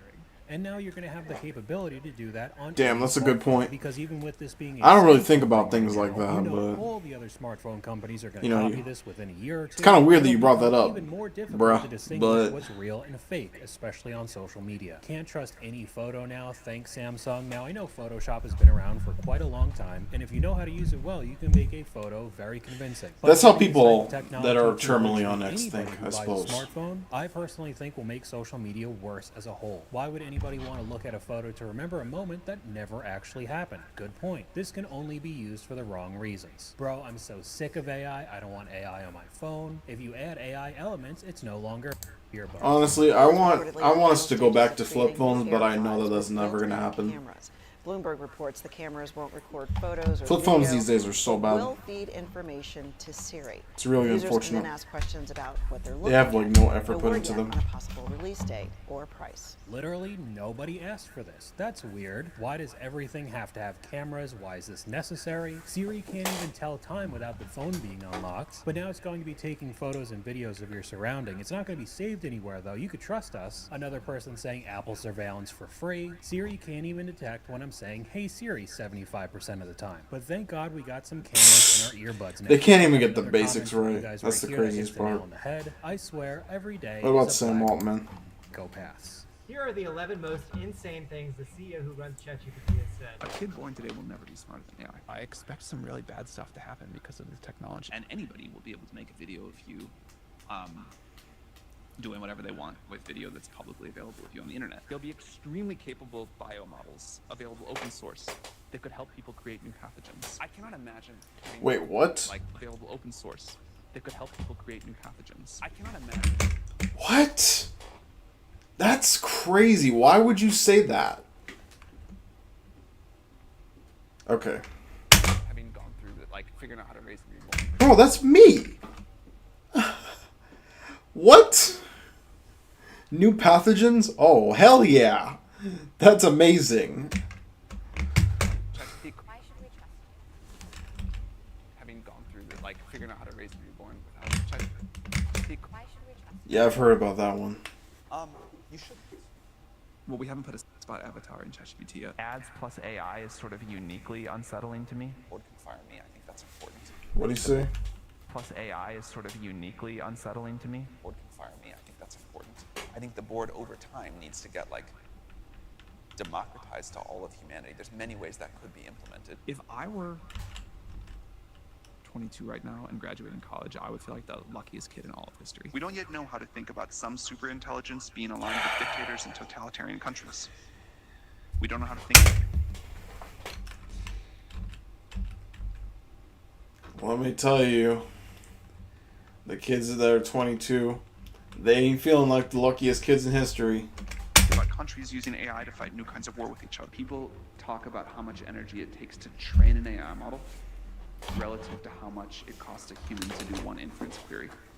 But it also takes a lot of energy to train a human. It takes like 20 years of life and all of the food you eat during that time before you get smart. You know, I think AI will probably Really? most likely sort of lead to the end of the world, but in the meantime, there will be great companies created with serious. It doesn't take that long to be smart at all. It takes that long to be wise, maybe, but not smart. You could definitely be smart before 20. Most likely sort of lead to the end of the world, but in the meantime, there will be great companies created with serious machine. These are not hidden recordings leaked to the public. The CEOs of these companies are legitimately saying it to everyone, and they're just pushing forward, and everybody else is letting it happen. What am I really supposed to say? And we're even getting to a point where they don't want you to drive. They can't hide it no more. None of these guys are like PR geniuses. They're all introverts. They're all nerds, bro. They can't keep this under wraps. They just say what's on their mind. That's how it is now. It's harder to hide things when you just got so much going on. You got so much controversy. You can't do anything but tell the truth. Unless you're just a master manipulator. But nobody who gets this far. I mean, not with this kind of technology. There are questions about what you search for online and whether it affects the price you pay. As ABC's Hannah Batal reports, it comes after somebody complained about the cost of a JetBlue ticket, and the airline responded. It started as a complaint online about the price of an airline ticket, but it could have far deeper implications. Over the weekend, a traveler posted, "I love flying JetBlue, but a $230 increase on a ticket after one day is crazy. I'm just trying to make it to a funeral." Yeah, I've heard of some of these flying tickets have been ridiculously high. Window. Critics were quick to claim JetBlue was using what's known as surveillance pricing. Every day, Don't they our all do this, phones and though? Devices collect massive amounts of personal data on us. And now, businesses may be using this trove of personal information to charge each of us a different price for the exact same product or service. Many implied that JetBlue's tweet was telling the traveler he could get a lower price if he erased the data JetBlue had received about him through his online searches. How isn't this illegal? My Lyft went from $14 to $34 after I closed it once. Insane. I think Amazon does this. We've seen examples of it before. I learned this years ago while booking a vacation. I checked the prices on my phone, and then when I went to book it, it was double what it was before. I used my husband's phone to check if it really went up that much, and it was the original price I saw. Yeah, music. Stealing. Just so you're aware of the type of dystopia we're living in, an AI artist by the name of Inga Rose is currently topping the charts in US and a bunch of... No British. No British people. No. Skip. This is why I tell my clients you never compare how you're doing to others on social media. You never know what celebrity or who is paying for views. I'm sorry, but some people have just have extremely thick British accents. I can't stand fake it. accounts across social media platforms. Sim farms like this are known for a few things. Someone can illegally pay them to give them more views, Fake accounts. but they can also be used for fraud and to put out propaganda. Social media. AI is great. Let's check in and see how it's going. Over the past 9 days, 39% of podcasts were likely AI generated. Pennsylvania sues Character.ai chatbot posing as Dr. giving psych advice. AI is making... Yeah, that's me again. I'm just like, I'm so tired of seeing this shit. It's like AI therapist, AI psychologist. Can we talk about something else, please? I'm not interested in this at all.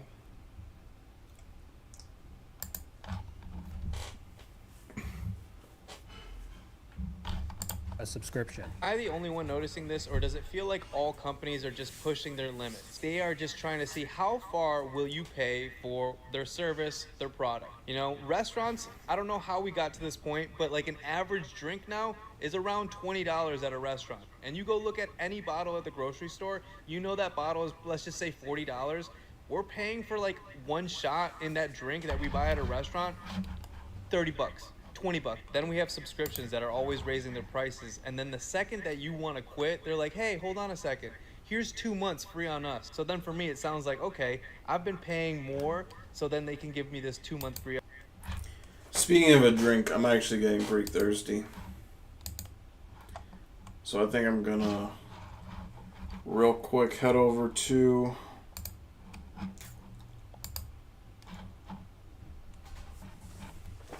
the drink zone, BRB.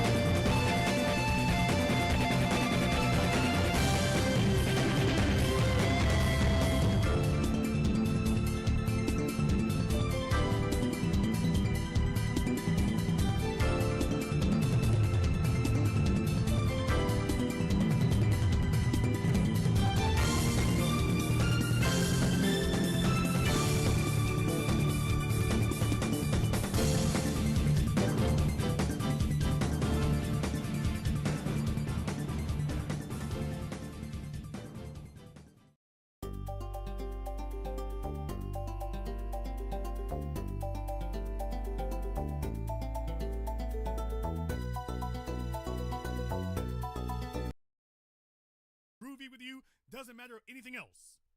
If you don't have answers, Alright, I'm back. she's going to have Wrong one again. with it. She's gonna have to. No matter how much she quote unquote likes you or loves you. If you don't have answers, she's gonna have to live. Unfortunately, no water, so I'll just have to deal with this for now. And she's going to ask herself whether or not she wishes to be subjected to that. So when she hears whining, she knows that you're expressing yourself more like a woman than a man. She understands that you're expressing you have no solutions. She understands that whatever happens next, she's going to be subjected to it because you're as helpless as she is right now.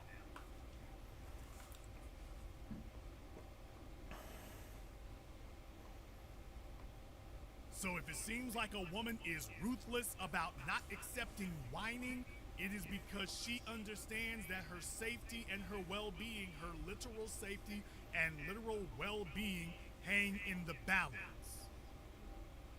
She gets that.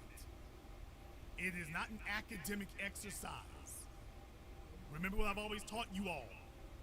The single most important decision that a woman will ever make in her life is the man she chooses.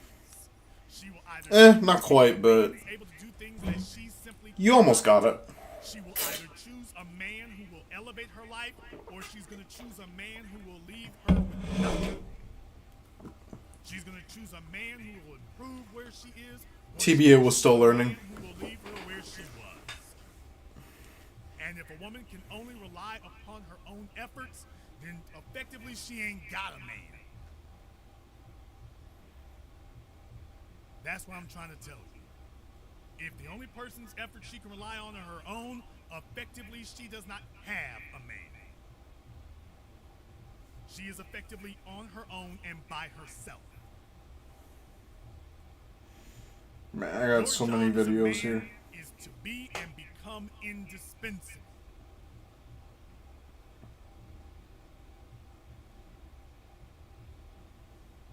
The other reason that a woman does not tolerate whining is because she sees it for what it is. It is deception. It is deceit.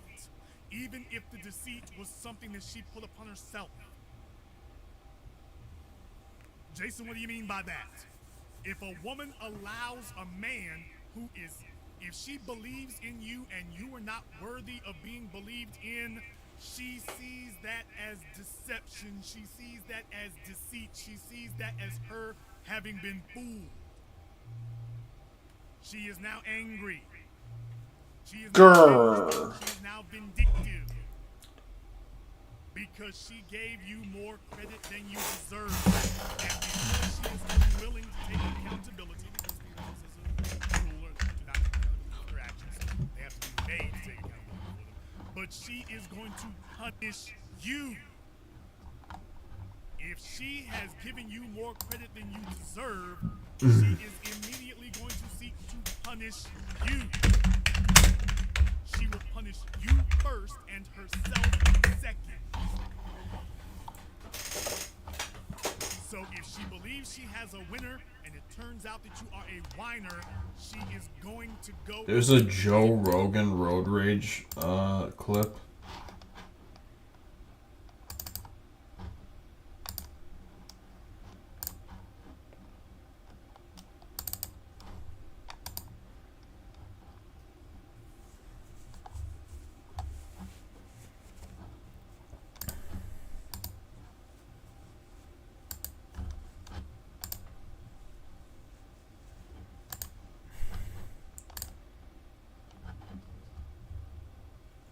Okay, I don't actually see the window here. This is weird. Bit. Windows 10. There it is. I don't know why I didn't show up before, but alright. Get rid of this one. Alright, so there's a thing here. Road rage. Let's see. Maybe Joe Rogan can explain this to us. Is when you are on the road and you're because you're a weaker driver, that's why. Sorry, I had to. Driving, you're in a heightened state because your car is going 60 miles an hour. So you're ready at any time to hit the brakes, change lanes. Yeah. So you're in this heightened state. And then when someone does something like, you fucking idiot, Jesus Christ, where you would never do that. Like, it took me a while to realize this. I forget where I read it. And then when I read it, I was like, duh. Because I was always like, how come nobody treats people like that when they're walking? Yeah. No one ever... Really, dude? You're an idiot. I thought somebody else was going to be talking there. Sometimes Joe Rogan goes off on his own tangents. Part of the reason I don't watch him is because of that. Because he sometimes just says really stupid shit like that. So last month, we talked about how drivers are getting worse. We've already talked about how car owners were getting dumber, but today, let's talk about how drivers are getting angrier than ever. This is the most deserving video title since road rage statistically really is spreading like an epidemic. A study by AAA Insurance reveals that over 96% of drivers either engage in or have dealt with road rage directed at them. Basically meaning almost every single driver on the road has dealt with road rage, and some of you guys watching might even be saying that's just part of driving, but that's a lie, since that was not the case prior to the pandemic. Many drivers agreed that they've been seeing more aggressive drivers from the pandemic onwards, and that is factually backed up by data showing stress of the pandemic. You know, it's kind of interesting because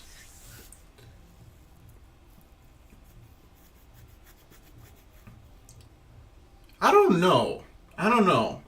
I feel like nothing has changed where I live personally. I feel like people drive just as badly as they always have. It's just that now it's harder because there's more people here now. I don't know. I think that things were always as bad as they were. The pandemic just kind of like gave us a little break, and then we was back on our bullshit. caused people to drive worse. Unfortunately, despite the pandemic being over, people haven't reverted their behaviors and things have only been getting worse. An even more alarming study shows that road rage is on the rise, with a whopping 500% increase in incidents over the past decade alone. In just 2024, just that single year, 116 souls were lost from road rage confrontations involving shots. Dude actually And said that's souls? crazy. It's insanely tragic that people are losing their lives over someone's inability to control their emotions and follow road laws. But yeah, that's why you should just let it go if you can. We'll talk about that later in this video, but Oh, I can always let it non-car go. friends I have who road rage way harder than all of my car enthusiast friends do, while also practicing spiteful and even vengeful road rage. Which makes a lot of sense because they don't actually really give a fuck about their car. Like car enthusiasts, they want to actually protect their vehicle, and they know that if they like engage in road rage, that there's a higher chance that something's gonna happen to it. So it actually makes a lot of sense that it's mostly non-car enthusiasts doing this. It has to be the pettiest thing I've ever witnessed, honestly. Like, I've seen some of the nicest moms with a co-exist sticker on their Subaru SUV morph into absolute... I think most road rage things are actually just like people overestimating their capabilities. That's what I've noticed in regards to like car enthusiast crashes. It's just because they overestimate their capabilities. It's not because they get angry. demons on the road because of the anonymity humans experience in a car. Which brings us to our first chapter, anger and anonymity.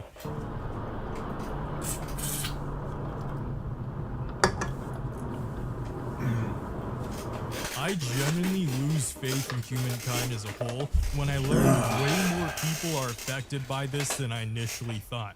I was naive enough to think that most humans felt the weight and responsibility of being in literal tons of metal barreling down the road at hundreds of feet per second. But nope, the exact opposite happens. Studies have shown and confirmed that because humans do not see each other's faces while driving, they feel more anonymous and thus feel less responsible for society's I learned that collective pretty safety. early. This is like watching an NPC getting aggro in a video game whenever you get too close to them, but then they drop aggro when you get too far to them. And like last video, I don't even want to compare He started this in behavior Indiana. to That's probably GTA why he didn't NPCs, figure it out since until those NPCs are still entertaining a to long watch. time This is so much worse afterward. than that, because these people should be using their brains for hopes, dreams, and ambitions, but instead just float by on meager lines of code, exhibiting zero free will as they have the same aggro mechanics as a Defias bandit in Elwyn Forest from World of Warcraft. Hold on a second. Oh, you got near me? I'm angry at you type behavior. Free will as they just float by on meager lines of code, exhibiting zero free I really gotta get new headphones. These headphones are so janky. will as they have the same aggro mechanics as a Defias bandit in Elwyn Forest from World of Warcraft. Oh, you got near me? I'm angry at you type behavior. That's the kind of NPC they are. Like I said, GTA NPC, that's too much a compliment for them. And again, I want to greatly exaggerate. I don't take pleasure in making fun of them. Dude's so using the goofy NPC looking. insult Like so he common. thinks he's got aura, but Unfortunately, he doesn't. It appears a decent amount of full-grown adults still have less object permanence than a literal baby. I see dude makes me angry. Dude left aggro range. I'm no longer angry. But leave me out of this. Leave all of us out of this. Being so upset at someone changing into your lane without a signal, then responding by slamming their entire car into them, that's just genuinely weak mental. Like, these MFs shouldn't have a license. And if you were to show this to their insurance company, they don't... Yeah, the first time I saw that, it kind of looked like he wasn't really paying attention, but he actually does accelerate into that truck, which is just ridiculous. That's such a aggressive driver behavior trait to do that's an aggressive driver action to commit. That's definitely not a defensive maneuver. I don't care if they claim to be the victim who was responding to road rage, because it's not a valid crash out. Oh, someone changed into your lane without a signal? Yeah, that definitely doesn't justify excess force of slamming their vehicle into that person. That's just psychopath And behavior. yeah, the You truck never know if it's just a third probably shift didn't see him nurse either. who just got really tired and she forgot her signal because she's tired, and she meant no ill will when she changed into your lane. It was an honest mistake. Yet these people just immediately escalate to, I'm gonna slam my car into them, I'm gonna start brake checking them. That's not justice. That's not gonna teach them anything. Shout out Jordan Kang, by the way. I don't want to just rip his whole video on this subject. I have been using a decent amount of his Yo! Kang, by the way. The give him a ticket, Karen, and the boo, boo, boo, boo. That guy too.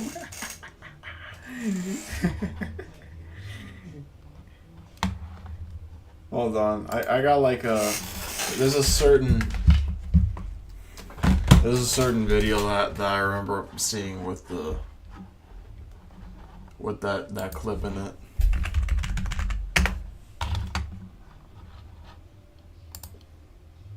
I haven't watched this guy in so fucking long. I still haven't finished that Persona 5 playthrough. I don't know if I'll ever finish it. I'm like on I think the Shido arc or something. I don't even fucking remember. I watched this because I don't know.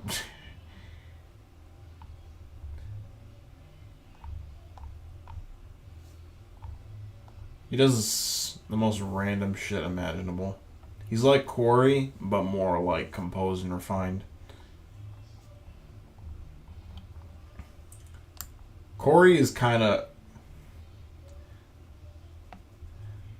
unhinged.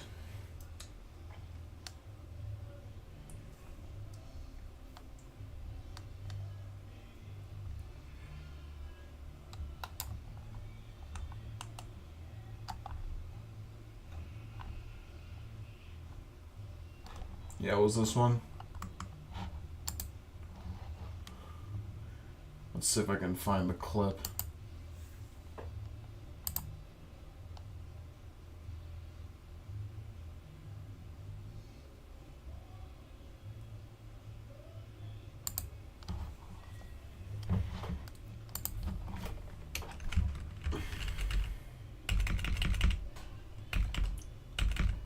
Okay, so here.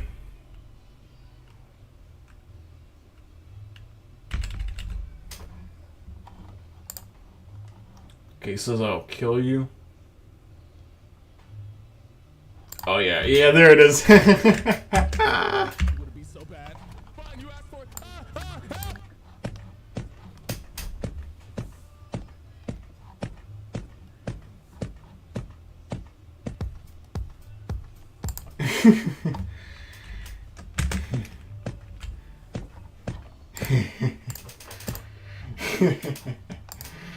You can see it's the same guy. Ah!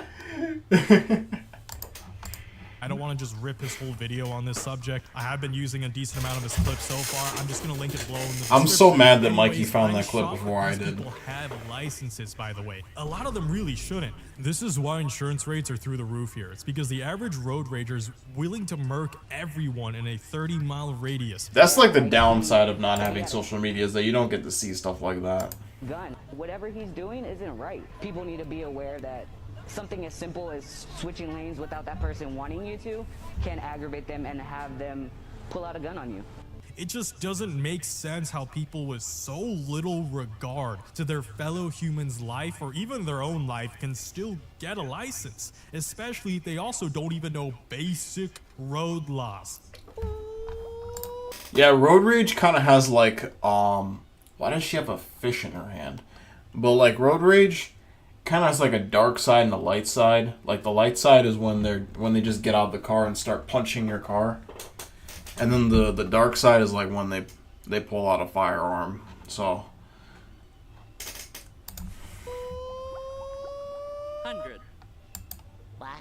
So I'm not gonna bore you with this entry by reciting what your DMV already taught you, or rather it should have taught some people. Instead, I'm gonna highlight some of the biggest myths and misconceptions when driving on the road. And again, I'm gonna flip the script because some of these so-called victims of road rage are actually the perpetrators of it. I'm going 58 miles an hour and it's 70 miles an hour and I'm not moving past.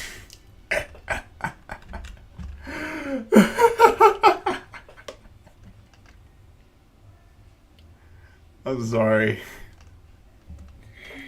Dude's face has got me fried, bro. Because nobody's getting past me. Because that truck wants to keep around and playing games with me.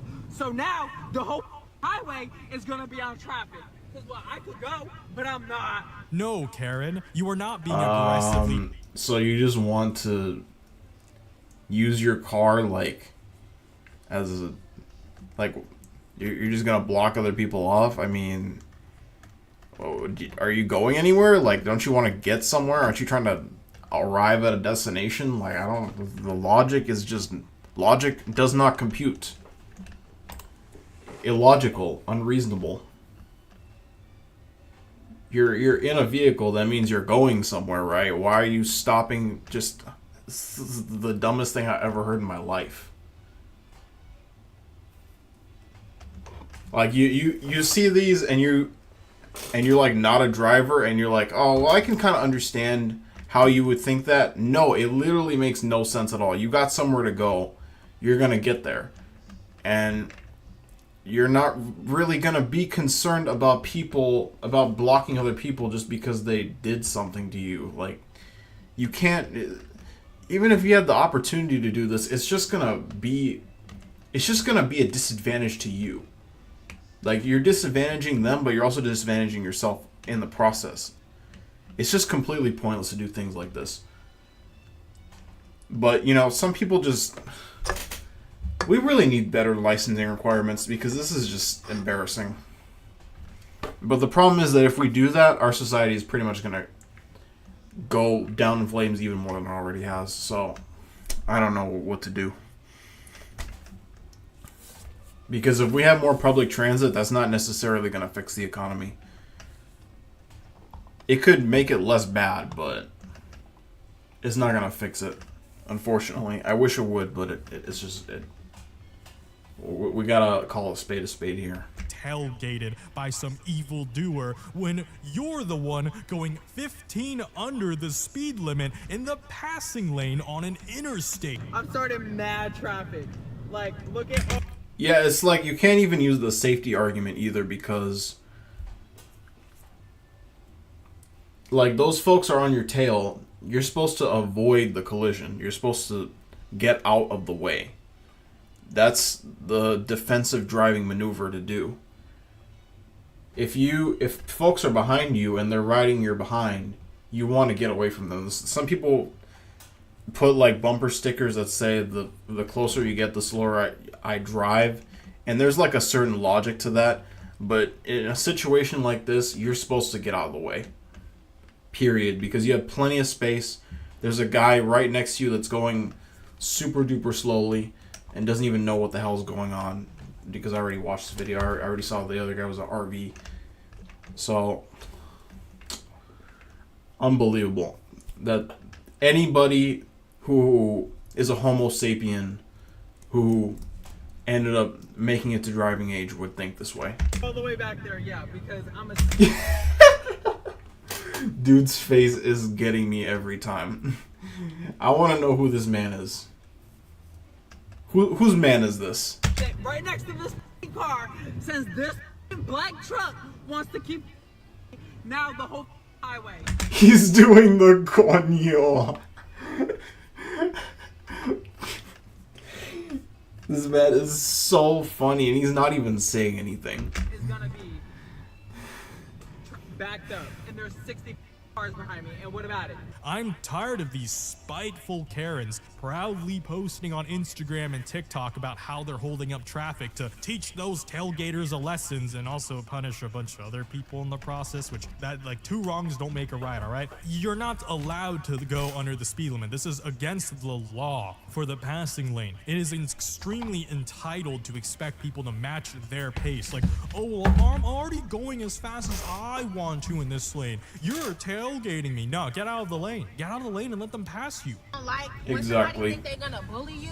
It's like if you want to go slow, why are you in the fast lane? Because it's not just like, oh, well, I didn't know it was a fast lane. It's just, it's a safety maneuver. It's a maneuver to avoid collisions and accidents. If you need to brake, the guy behind you needs to brake, then the guy behind them needs to brake. It's just such a bad idea. It's such a bad position to be in. You don't want to be that guy. People just they just get all up in their own business when they're still on the road. They're still in this world where they're going. I think they were going 55 an hour. That's still pretty fucking fast, yo. You want to be paying attention to the road. You don't want to be paying attention to anybody else. You just want to drive safely. That's all there is to it. It's really not that complicated. Try to make you go faster. Like, we in the fast lane, I'm already doing 85. How fast you think I'm finna go? And now I'm finna brake because get off of my behind. You not finna force me to go faster because I'm already going 85. If you wanna go 100, just because you brake doesn't mean they're going to get off your behind. You can't force anybody to do anything. They could brake behind you and they could still stay on your behind. You're insane. Fucking spare me. Get a clue. and kill yourself or get a ticket, you do that. But you gonna have to go around me, and I'm about to make it hard for you because you irritated me thinking you about to bully. You know what I hate? When you NPCs get up on the internet, start posting videos about the left lane, and people tag me in it. Now I gotta come talk about y'all stupid ass. It's like leapfrog. That's why it's called pat. That was such a subtle roast. That's what I hate. It's like leapfrog. That's why it's called passing lane. You don't camp in it, and more importantly, you don't determine the speed of it. Any other country watching It's like this you ain't a video pace car. is like, well, duh, Bladed. Like, I don't have to explain this to Germans, especially, because they don't make ego an issue on the Autobahn, because it's a matter of literal life and death when a BMW going 155 miles an hour slams into a truck going 70. So the truck instead will see the BMW immediately appear on the horizon and be like, all right, I'm moving over, and it goes right, lets the BMW pass. Another law that most drivers break is the use of... Yeah, it's like somebody is gonna crash into that BMW. They're gonna eventually get into an accident. Their recklessness is going to eventually get them in a bind. But you don't want them to be in a bind with you. That's the mentality that you have when you're driving on the road. Now, some people, maybe they actually do want to test people because maybe they just want to like get gap insurance. They want their car totaled and get gap. There is a certain... If that's the agenda you have, I guess I can kind of understand the road rage thing. But if you're not trying to crash your vehicle, don't fucking brake check people or stay in the left lane or do anything like that. Don't be like these stupid idiots that are on in this video. High beams. Now, I will admit that unfortunately with every passing decade, normal LED lights are getting brighter and brighter to the point that they have worse power creep than Honkai's Star Rail. Normal LED lights have basically become high beams from 10 years ago, which already were brighter than the high beams 10 years before that. Having said that, you aren't supposed to use these high beam lights within 200 to 1,000 feet of another driver, depending on state.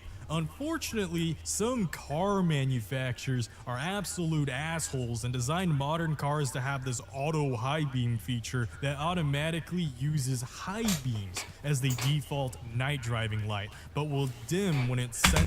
They just want to automate everything. They want to automate the wipers. They want to automate the high beams. They want to automate the blind spot checks. They want to automate checking your lanes. They want to automate literally everything. It's just, it gets to a point where you just gotta ask yourself, have we gone too far? You know? I mean, I don't know if like the regular human driver is really trusting of these features. I really don't.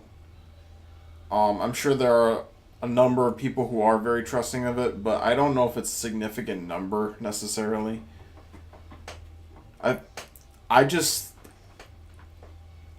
My personal belief is that most of the time when people get into accidents, it's because of their own stupidity. It's not because of a feature that some car manufacturer put in, and they were like, oh, I'll just rely on the feature. Because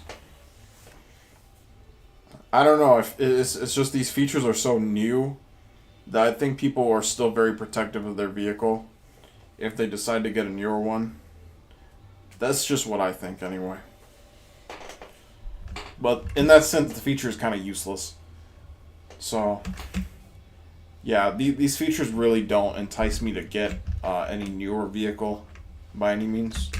Oncoming headlights. And unfortunately, this doesn't stop these high-beaming drivers from crawling up on someone and flashbanging their rearview mirror. What's even crazier is it's not illegal for manufacturers to never... I actually have not had that issue ever. I mean, actually, with the minivan, I had like a couple times when they flashbanged me. But I don't know if they like fix this off or or anything like that, but I haven't really experienced that lately. Actually, now I think about it, I haven't really been doing a lot of night driving, so maybe that's probably why. Implement an option to disable them. Use your mirrors, fool! Mirrors? Oh, that reminds me. I haven't adjusted this one yet. Now, another big issue of road rage, like I mentioned at the start, is ego. It stems from an entitlement that everyone else on the road is just obstacles to weave around instead of real people with places to go. This is why streamers and influencers we mentioned last video, they just cut through traffic because, you know, other cars aren't filled with people. They're just obstacles in the game that they're playing, until of course consequences catch up to them. But I hate that it has to come to that, because that usually involves someone else either getting... And that's exactly my point. Don't be the obstacle that they run into. ...severely hurt or being logged out of life.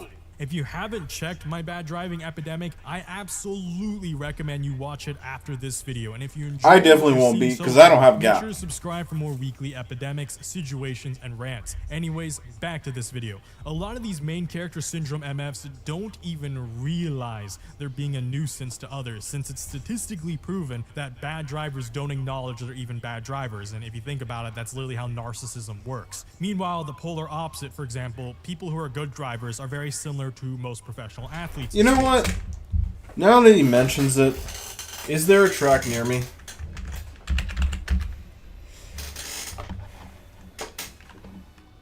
Yeah, whatever.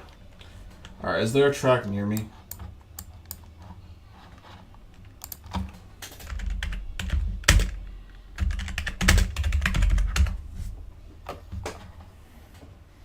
Homestead, Miami. Okay, I guess there's a track here. Let me see. Greenlawn, Homestead, Miami Speedway car racing venue, Motorplex.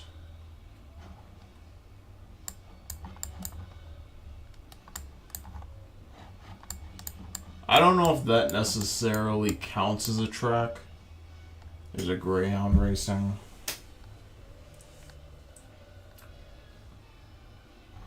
No.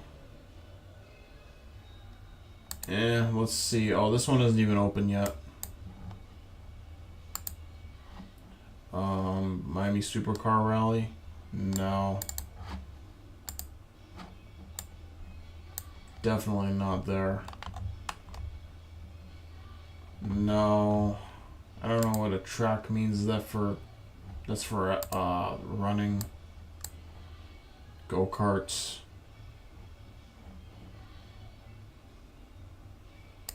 I think this is a proper track.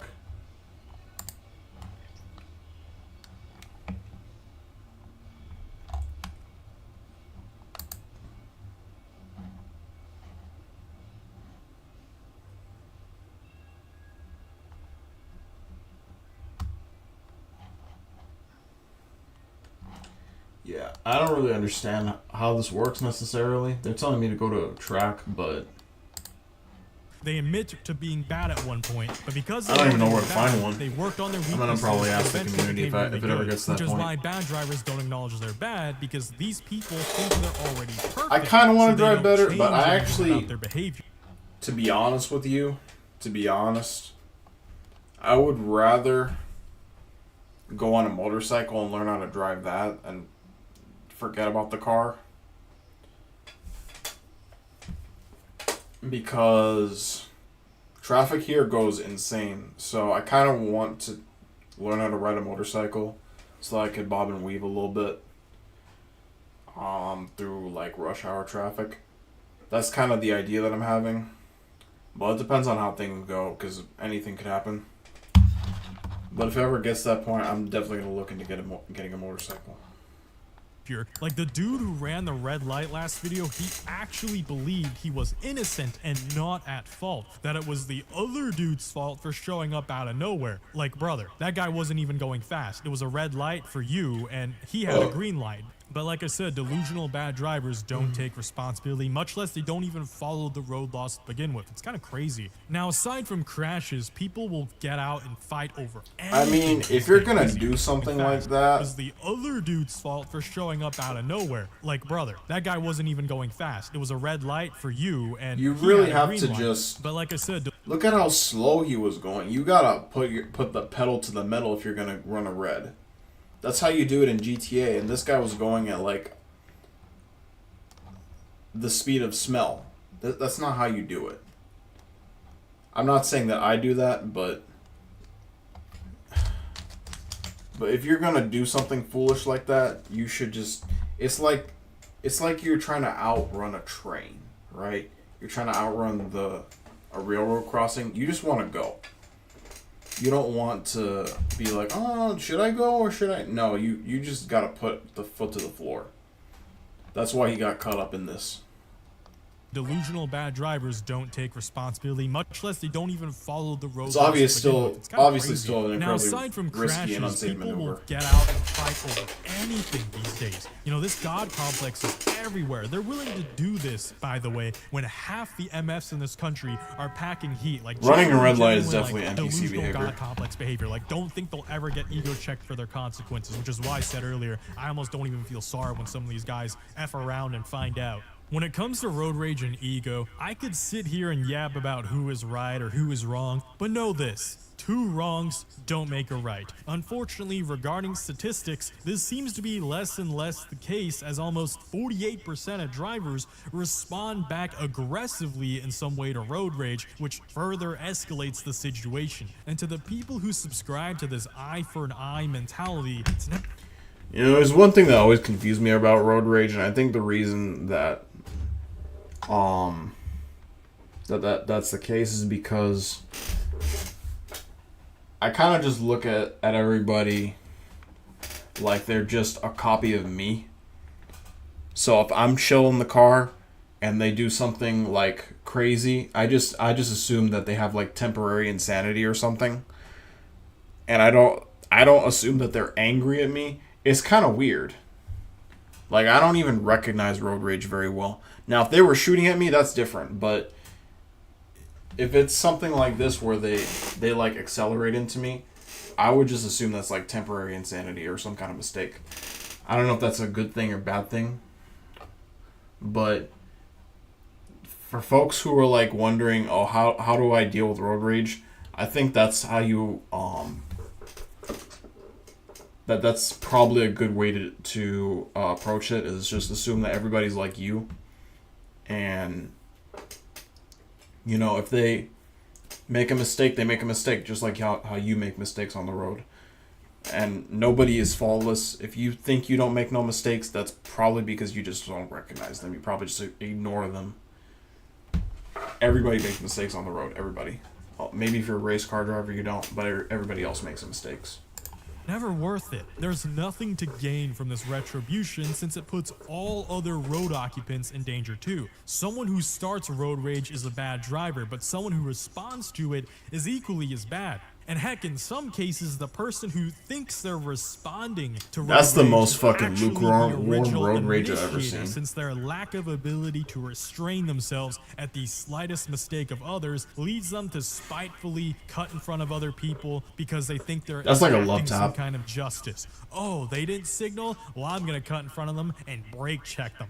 That'll teach them. No, it doesn't. Again, like I said with the nurse, this could have been a tired truck driver, a tired nurse, or someone who genuinely just made an honest mistake. And even if they really were a spiteful loser who really didn't use their signal, regardless of right or wrong, Yeah, Bladed Angel's really They like apologize or wave you, making then like you a should really professional let it go. I don't response care if to someone it. cuts into my lane without signal, But I'm because just it happens like, 20 I times got a like day, a if basic not B more, here in response. Atlanta. Whether it's a BMW I just think or everybody's VQ like me. from Buckhead to Buford, I wonder if anyone here has working signals, because it just happens so often here.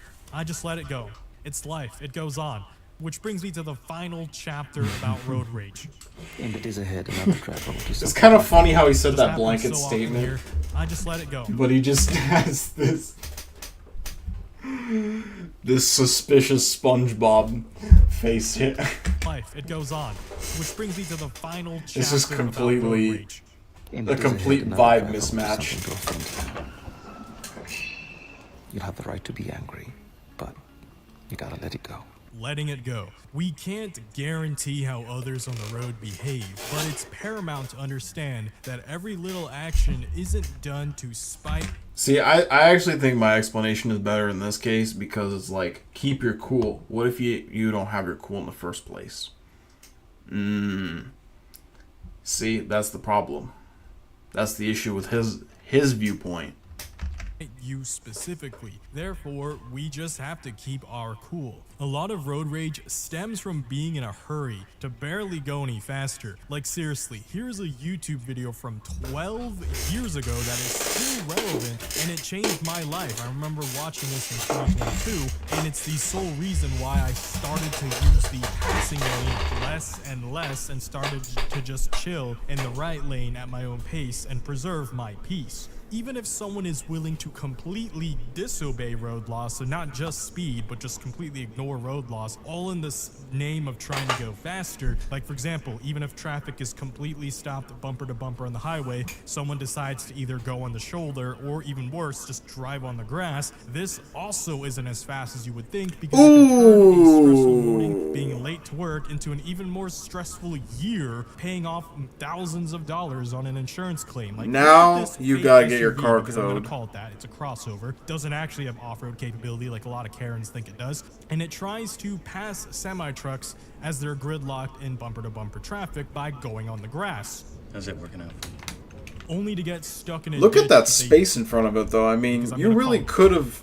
If you drove well enough, you probably could have gone someone around it. decides to either go on the shoulder or even worse, just drive on the grass. The thing is that somebody was already trying that, so you're trying to pass two cars at the same time. No, that's why you don't do that. It's because you try stuff like that and you end up getting into a situation. No. You pass one car at most. I mean, this is a big car to pass, but no, one car at a time. Also isn't as fast as you would think, because it can turn a stressful morning being And late look, the truck is already going onto the shoulder as well. So, I mean, honestly, if you were going to try something like that, you probably would want to do it on the right side. This also isn't as fast as you would think, because it can turn a stressful morning being late to work into an even more stressful year paying off thousands of dollars on an insurance claim. Like, look at this fake SUV, because I'm going to call it that. It's a crossover. Doesn't actually have off-road capability. I'm honestly just trying to get people And it tries to pass Darwined out of here. as they're gridlocked in bumper-to-bumper Because threading the needle is not even that only to get much less stuck in a risky. ditch that they didn't think was actually there, or probably didn't even see until last second, because, you know, that's why you don't go off-road. I mean, if you go into the grass, there's literally no danger to you. Personally, Almost I don't zero. Get what the rush is. It's just It's annoying. never that serious. Nothing in your life is worth literally getting yourself thousands to tens of thousands of debt over by destroying your vehicle and looking like a fool too, while everyone's just gonna laugh at you on the side of the highway. Now, aside from rushing, you also just need to have good situational awareness. And even if you fail the situational awareness check and you do screw up a little bit on your own behalf, you still need to, like, just keep your cool. So for example, here we see a truck that has a bunch of hay bales that are obscuring its signals. Now, of course, the United States does have a law where the trailer should show it, and unfortunately, this truck driver had hazards on instead, which overrides her signals, to which the camera woman explains, like, I didn't know you were going to turn left. Dumb do you have to be? Jesus Christ! The blinkers were on, not your turn signal. I didn't know you were turning here. The turn signal wasn't on, the hazards were on. Because there was no way I could see it. I can't read your mind. And then the other lady realizes that she was in the wrong, but she still gets angry at her. Even though the camera woman, to be fair, has some mistakes of her own here, like I said, we're not all perfect, we can't read each other's mind. I like how she exits this situation. She just goes, Just go. That's what I'm doing. Thank you. Alright, we're done. keeps Conflict a very calm resolved. tone, because maybe she also realized at the end of the day she probably shouldn't have tried passing this hay bale vehicle at that exact moment, and just de-escalates the situation, you know? Don't rage bait the other person who's already super angry, while also don't bite onto their rage bait. Just leave as soon as you can. This is what I meant earlier by, like, who cares who's right. I mean, if you're trying to get Don't people not to rage bait, I don't think you should use that picture. That picture is just... It's too tempting to rage bait people when you have that mental image in your mind. The other person who's already super angry, while also don't bite onto their rage bait. Just leave as soon as you can. This is what I meant earlier by, like, who cares who's right or wrong. You don't need to get the final word. Just protect your life, don't do something stupid, and don't escalate the situation. So if you see someone else who for some reason just crashes out at you, in this case basically literally, we have the camera car who's just some guy who's casually exiting off the service road, and they're gently trying to pass this truck to the right, which is fine. That's how flow of traffic works with the leftmost lane. But whatever godforsaken reason, this truck to his right takes this as like a personal challenge to his ego, like, oh, no one gets to pass me, and you see him like wave his hand out the window, making a big fuss over it, and just decides to try to slam his car into this camera car, misses completely, How then the veers off-road, fuck and instead do you hits do a that? freaking guardrail. Crazy work. Just decides He had every opportunity to not hit that guardrail, and he still slammed right into it, directly in. to slam his car into this You just camera can't car, save some people, misses man. completely, then veers off-road, and instead hits a freaking guardrail. Crazy work. If that This was little any truck dude must faster, also own a Harley or something, because bro would have if you don't definitely know, within lost the a limb motorcycle or two. community, Harley owners will try to block other motorcyclists from passing them for some reason, like they own the He road. got so even lucky though that we that all grass pay slowed tax him down. dollars, and the roads are federally owned by the state and government, not by us. So I don't know why they try to act like they own the road. It's even goofier when you think about it, because they're on a two-wheeled motorcycle that can be topped over. But yeah, I genuinely can make a whole nother video dedicated to motorcycle-specific road rage like this video, and subscribe if you would like to see that. Comment it down below if you would like to see that. Anyways, don't be like this old truck dude. He interpreted everything that happens on the road as a personal attack to his... I mean, if you see somebody driving with their arm out, you got to have alarm bells out ringing right now. You got to just be like, this guy's about to do something insane. You got to be like, you got to look out for these kinds of signs, man, to keep yourself safe. I think I just naturally picked those things up just because I drive in such a dangerous state. But yeah, like, somebody drives with their arm out like that, no. Nope. I'm braking and I'm letting them go. Absolutely not. That's not the guy to mess with. Ego, and a lot of people drive like this. It's unfortunate. It's a Oh, it's the recurring passing feature of lane. this Yeah, video. but he doesn't care about the passing lane, though. That's the thing about it. Should strive for better. I see cars cut me off in Atlanta multiple. Strive for better. Oh, I got cargo in the back? It doesn't matter. It doesn't matter.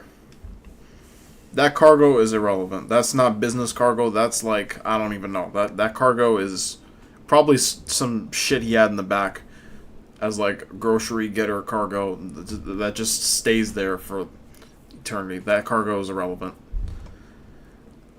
Or it probably is relevant, but he just forgot that he had it in the heat of the moment. Because he's just that kind of person to do that.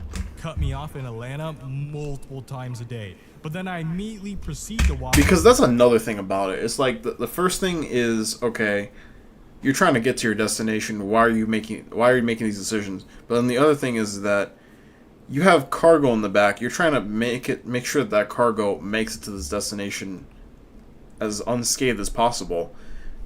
If you're trying to do that, the last thing you want to do is run into another vehicle. That's the last thing you want to do, because that's just going to introduce so many unpredictable factors into it. Like, some people is what is going on in your head, man? Like, how can you justify that? I don't think it's possible. Let's let it continue. Them cut others off and do the same thing. So I don't chase after them. I don't interpret them as like, oh, they're trying to race my Corvette or they're trying to prove a point to me. I don't care.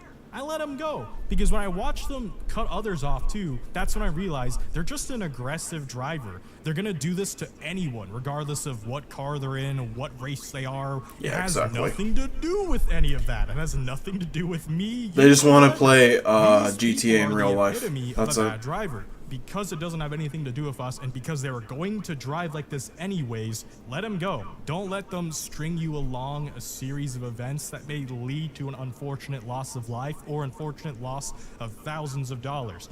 You and I are more than just level 8 Defias bandits in Elwyn Forest. You are not an NPC. You have a beautiful brain filled with hopes, dreams, and ambitions, and loved ones you want to return home to. Let these NPCs do NPC things, while you silently build your success, while they suffer needlessly in stress. Anyways, that's it for this video. Like this video if you hate. I mean, I'm silently suffering in stress without even needing to have a road rage incident. That's the annoying thing about it. It's like, why can't somebody make a video that solves my issue, you know? That would be really nice if somebody could do that. But nobody has done it yet, so all I can do is just keep trying in futility. I might be able to get this ATC job. We'll see what happens. Because I have to get a clearance, and if you know my life, you know that that's not the first time I've done something like that. It's public trust probably that I'm going to be going for, but it's not a secret this time. But it's still a clearance, and so there's still probably going to be issues that occur with that.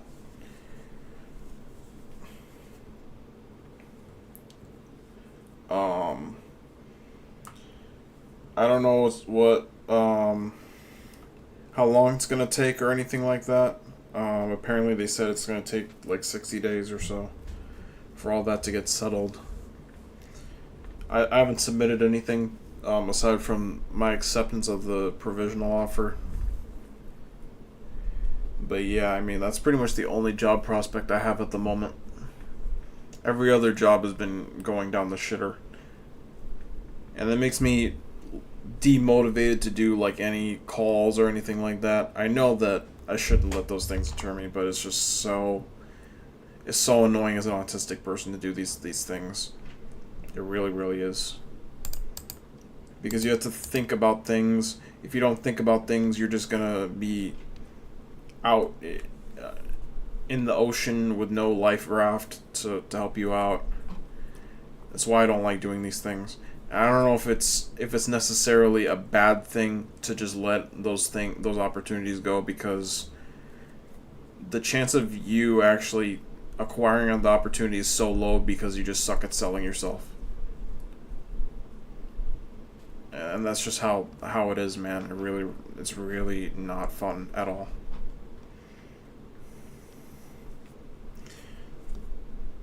But I guess we'll just let this video play. Punish mode isn't necessarily running up your credit cards. Punish mode is cycling you out and not telling you that you're being cycled out.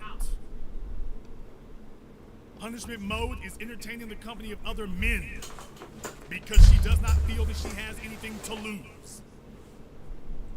Remember, uncertainty keeps a woman. If she is uncertain that what she's doing is what's in her best interest, she will stay put. If she is certain that you don't have solutions, that's when you've lost her.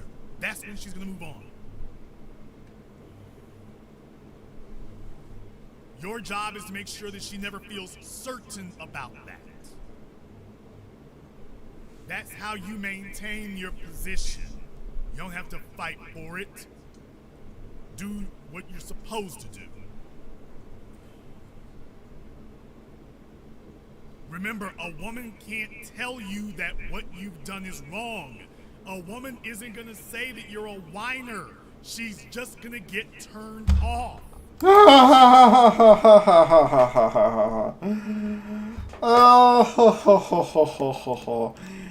Jason.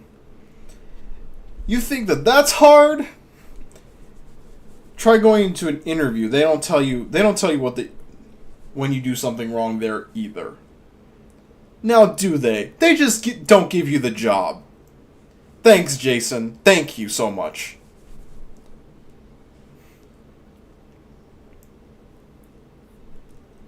Oh, my life is so difficult. Man, fucking bite my shiny metal ass. Can't tell you what it is you're doing that has broken her faith or confidence. All she can really tell you is, I don't feel the same anymore. That's what she's gonna tell you.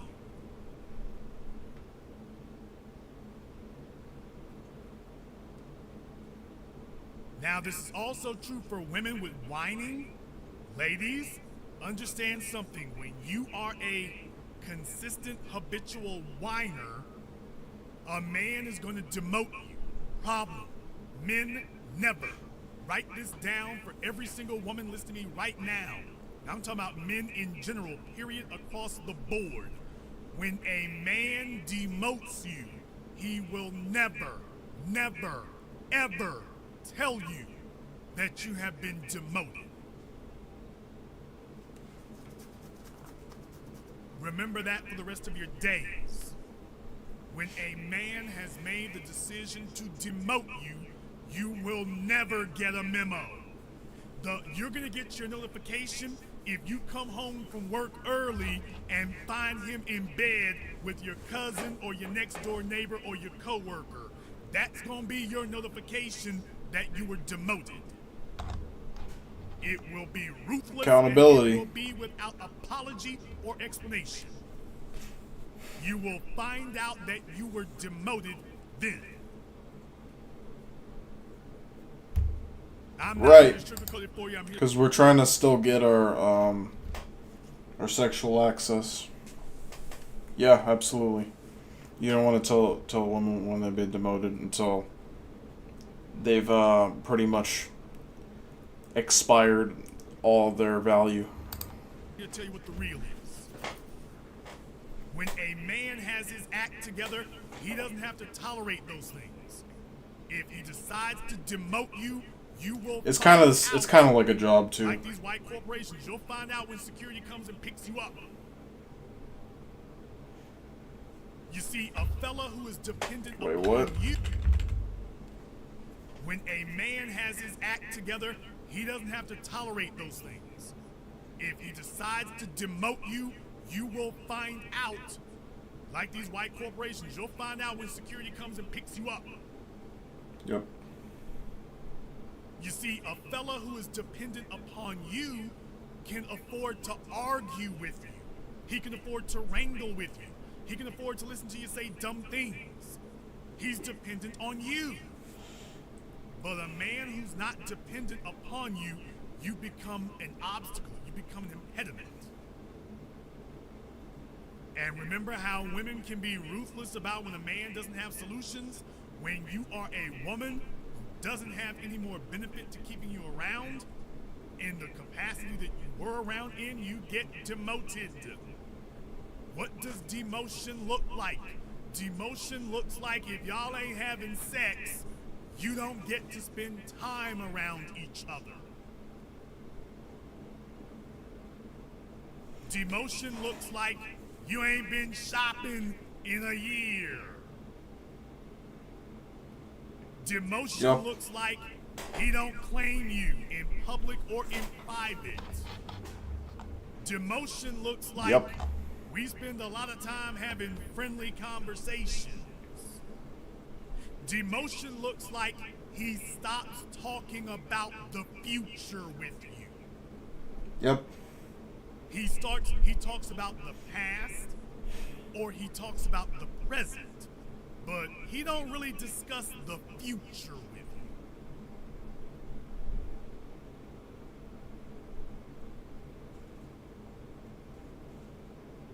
You've been demoted.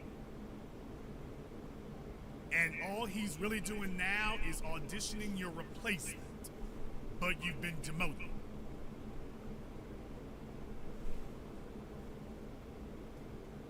The other problem with a woman who whines is that a woman who whines is interrupting his ability to lead her. Most of the time, women are whining for something that doesn't matter. As a woman, we understand that you are going to whine. If you wish to preserve your value with us, make your whining few and far between. And for things of consequence. Oh, I had somebody jump out of the chat over here in the Discord. They didn't like I said that. They didn't like I said that. You know what the great thing is about being me? I don't have to kiss your ass. I can tell you what I've learned. I can tell you what I've seen. If it hits too damn close to home for you, so be it. So be it. Your mommy and your daddy didn't tell you about this. You gonna learn today. If you don't learn from me, you learn from that fella when you came home and found him in bed with your cousin. I'm not trying to be mean to you. If somebody had gamed you up, you probably could have avoided that. You probably could have avoided that if somebody had told you. What I'm saying now, instead of letting you find out the hard damn way.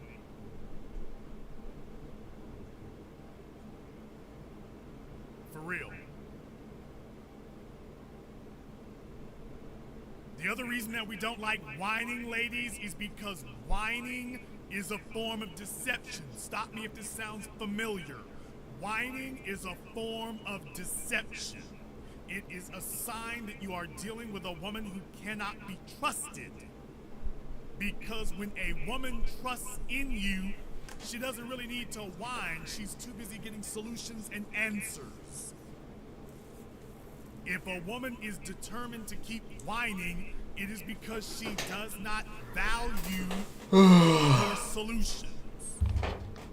She doesn't respect the value in your solutions if she's continuously whining.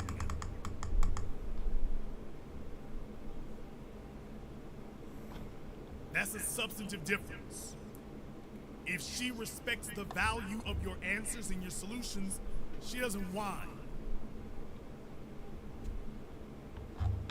Because she's too busy getting stuff done. See, the craziest thing is that he's saying all this stuff and making sure the women get gamed up, but like, none of the women are gonna listen to it. There's gonna be like, oh, I can keep him. It doesn't matter what he does. He's mine forever. And they're just not gonna listen to him because they're like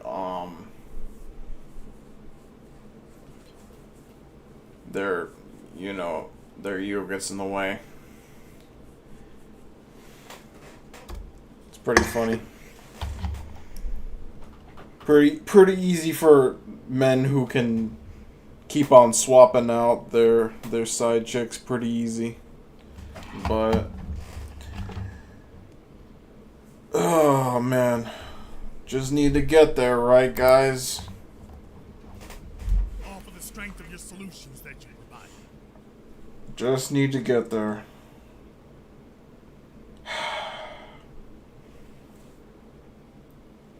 I mean, saying that it's harder to keep the dollars than it is to get there.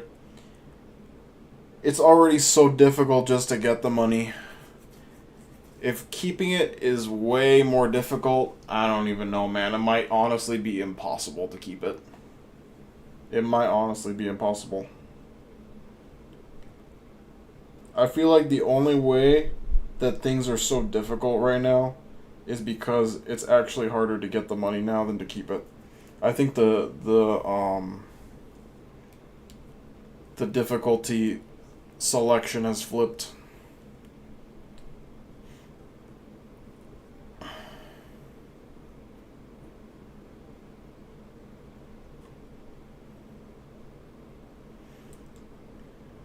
I think it has flipped, but that is just my opinion. Some people disagree, and that's fine with me. I don't personally know anybody who disagrees with what I say. Last but not least, a woman who whines is usually doing so because this is an artifact. Even folk in different states are saying it's hard. Fact of her mother. Whining is usually a female imitating her mother. Ladies, we don't like your mama. If we liked your mama, we would be sleeping with her. Your mother is somebody we gotta tolerate. We don't want to be with your mama. Your father has to listen to her whine. We don't have to listen to her whine, nor do we have to listen to your imitation of her whining. You don't want to hear when men do it, just understand, we hear you whine. The first thing we do, in our heads, we envision your mom. And let's just be very clear, that gets very old very quickly. You want to see us start seriously cycling you out? Start whining. Yeah, the I fucked your mom is a Very meme. old, very fast. And by the way, if your man has That's ever not told actually you a serious that you thing to do. sound like your mama, you are in trouble. Ladies, if your man has ever told you that you sound just like your mama, consider that an existential threat to your presence in his life. That is not a comment, that is not a statement, that is not a neutral observation, that was a threat and a warning. When a man tells you you sound just like your mama, that's never a compliment. Ladies, you sound like your mother is never, never, ever a compliment. That is always, always, always a bad thing. That's never a compliment.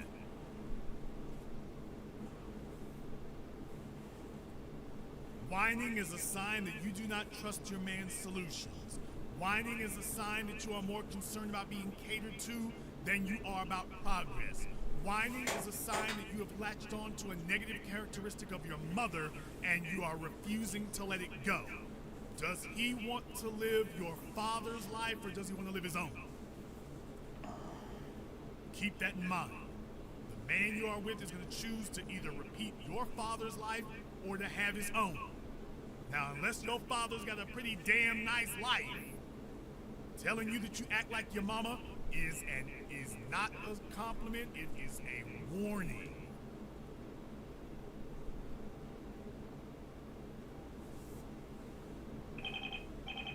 I won't even call it nagging necessarily. I won't even say necessarily we're talking about nagging. Because what they're saying may be a completely legitimate That's Loki also a meme. But whining is when you're not looking for a solution.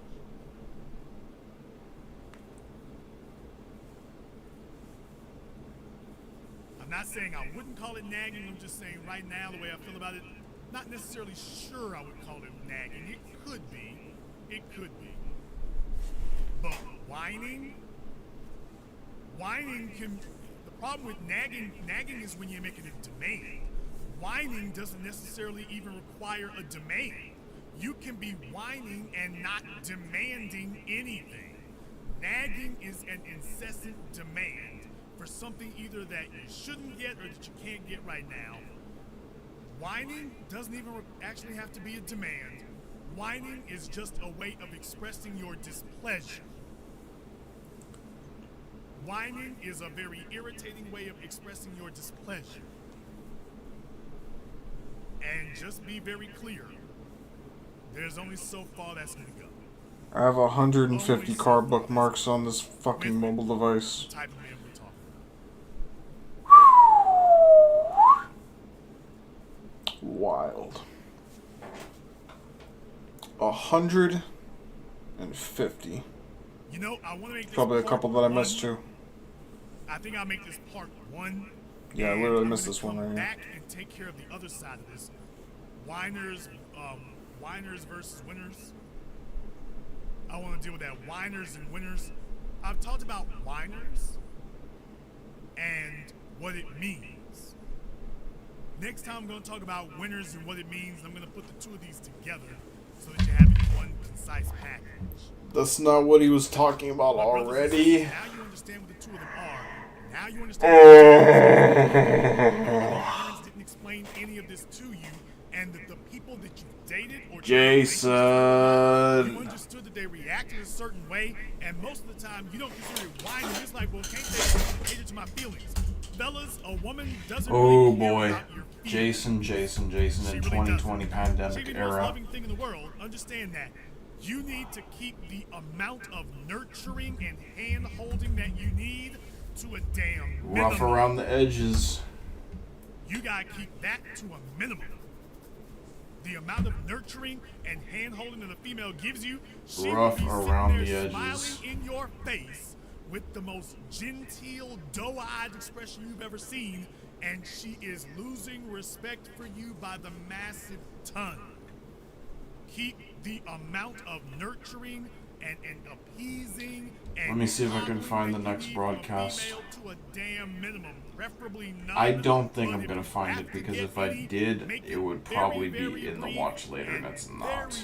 Very, very few and far between. Because every time you do that, she feels like she's in a relationship with a woman and not a man. Okay. And let me be clear with you here. When we say the word man, she doesn't see you as a person. I'm already giving you a glimpse into the next chapter of this when I talk about what it means to be a winner instead. When she talks about you being a man, when a woman says the words man, she is referring to an idealized image in her head. She is referring to this ideal that she has in her mind of what a man is or what a man should be. And she is He has a lot of that posts on and April 12th projecting for that no onto reason you. at You all. can call it fair, you can call it unfair, call it whatever you will. But when a woman says the words man to you, she is holding up an ideal. Let me see here. It is an ideal that she has in No. her head. She's imprinting it and projecting it onto Whiners you. and winners, And if okay, you that's are this not upholding that ideal that 18th. she has in her head, her Anything views later are on? going to change. That doesn't necessarily mean that if she has an unrealistic ideal, Let's that's see. one I know you're thing. wondering about a But most recent understand, broadcast. to completely destroy her ideal, her ideal will morph and change.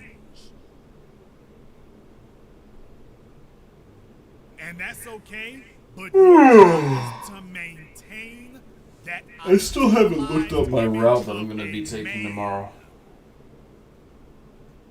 That is your job, is to maintain that idealized image so that if she does decide that she wants to act a fool, she is confronted with uncertainty. You Okay. see, you thought your manhood gave her certainty. Well, it gives her stability. It absolutely does. But it also creates massive uncertainty. What does the uncertainty Okay. create? It creates in her the uncertainty that she can find someone to replace you.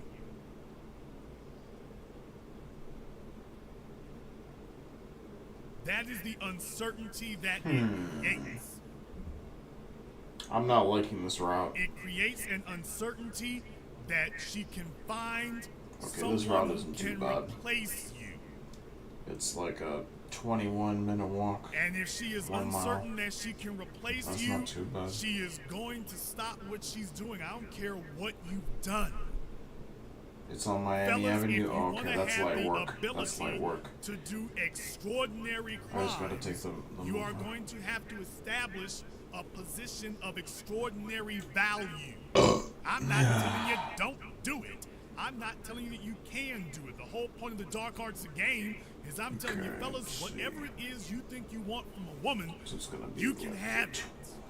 I'm not one of these guys I'm gonna telling set you an that you alarm for can't 12 have tomorrow. it. There are no limits. Don't let anybody tell you that 12 y'all out to have leave females call me up on this phone and you saw me flip it around and demonstrate to you. Oh Immediately. no, well, there's what she says and then there's what she is. With the call that I took with our guest a few days Quarantine ago. She was Tales. telling you about what she wanted on the strong independent thing. Yep, I knew it. Yeah, If it was worthwhile, I would have put it in the watch later, and of course it wasn't. Listen to what she is. What are they talking about in the chat room? Listen to a woman's whining. Your job is not to listen to what a woman thinks of herself. Chapter 1 of the Dark Arts of Game. The most unreliable source of information about women is women. Whining when a producer is on the square is the ultimate form of disrespect. You can put Aisha Curry as a whiner, Women see Jason. themselves from the inside out. As a man, you are to see them from the It's outside basically in. free game. She has most women, as a rule, have an unrealistic, and by unrealistic I mean it's not accurate. They have an inaccurate view Honestly, of bro, themselves. They see my thing is that, like, why isn't game just free by default? I don't know if I sound entitled, but that, to me, games should just be free by default. Like, what Jason is doing, everybody should be doing that. There shouldn't be a paywall by any means whatsoever. And the reason why he's not putting a paywall is because he wants other people to know this. He wants everybody, as many people as possible, to know this. It's to his advantage for other people to know this. And if it's to his advantage, why can't it be to everybody's advantage? Why in the hell would you put it behind a paywall or behind some other kind of effort-based barrier to entry? It doesn't make any sense. To me, I think free game should just be the default. If he can do it, anybody can do it. That's just how I think about it. I don't know if that's entitled or not. Honestly, to me, it's not. themselves from the inside out, not the outside in. As a man, you see her from the outside in. You perceive things that she does not know. And that's how a woman gains more respect for you, is by seeing that you see things she does not know. You see things in her that she does not see in herself. But you can't see that if you're waiting for her to tell you what she is, or if you're expecting her to be the top authority on what So she True Bear is saying something. I hate that they're just responding to people that aren't in the chat room anymore. It's really not convenient for folks in the future. she has in her head, and a woman is capable of imprinting that idealized version on any man. I don't even know why this She can imprint that expands again. on any man. Anyway. Your job is to reduce the friction for her to be able to imprint that on you. In other words, to show her she got the right one. Number one, turn off for man a woman that's boisterous and glamorous. Oh man. The idealized version of man is Yep. confident, he is intelligent, he is secure, he is ready. He's got answers before the questions are asked. That's that ideal she has in her head. And your job is to make her uncertain. Even if you don't always meet the ideal, to make her uncertain that she could ever find that again. That is your job as a man. And whining runs directly into conflict with that.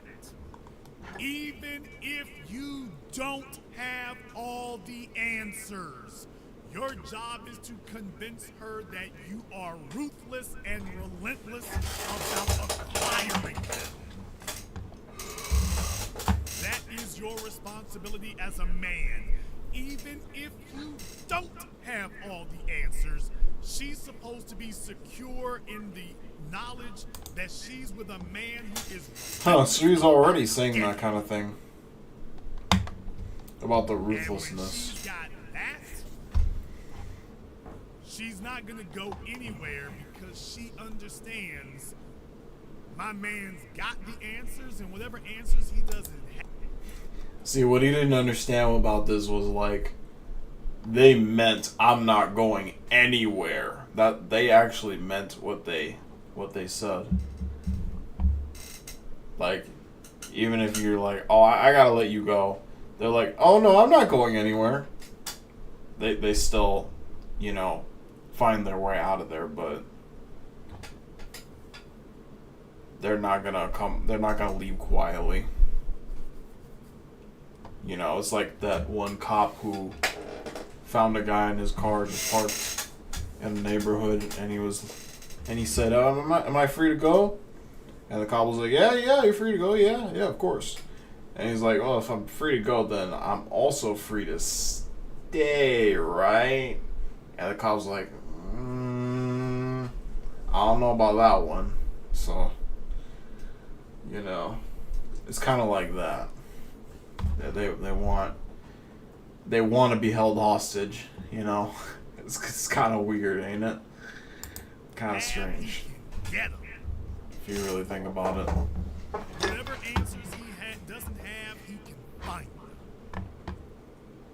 I don't think every woman is like that, but based on how Jason says it, almost everybody ends up in that category. It isn't just a minor annoyance, it is acidic to your value. Whatever you do, get rid of it. Next time we are going to deal with being a winner and what exactly that really means. You thought you knew what being a whiner really meant and why it was a problem. Now you understand why it's a problem and why you must never exude it. Even when you most feel like breaking down, you cannot do it. Now you understand why you cannot do it. And if you look at the reactions of women in the chat rooms and whatnot, they're being... This is probably the only advantage of my situation, is that I can literally just break down and fucking let my true feelings come out, and literally nothing's gonna happen to me. Like, I can pretty much just let it all out, and literally nothing will change. Because I mean, I have nothing to lose, but even the very few things that I can technically say that I have to lose, I'm not going to lose them if I break down and you know, whatever. None of that's going to occur. That's probably the only advantage I can think of that I would have compared to a man of means. Honest with you right now, fellas. They're being honest, and you should appreciate that. You should appreciate the women being honest with you. That's the real problem we've had, is folks trying to get over on each other. No, the women should be honest with you, and you should be honest with them. Let the women be honest with you about what they expect, and as the man, you be honest with them about what you expect. Well, this broadcast is pretty much over. From a true point of cooperation and connection. I'm curious about this. Everybody knows why they are here, and everyone knows what is really expected of them. I'm going to speed up this last few seconds here.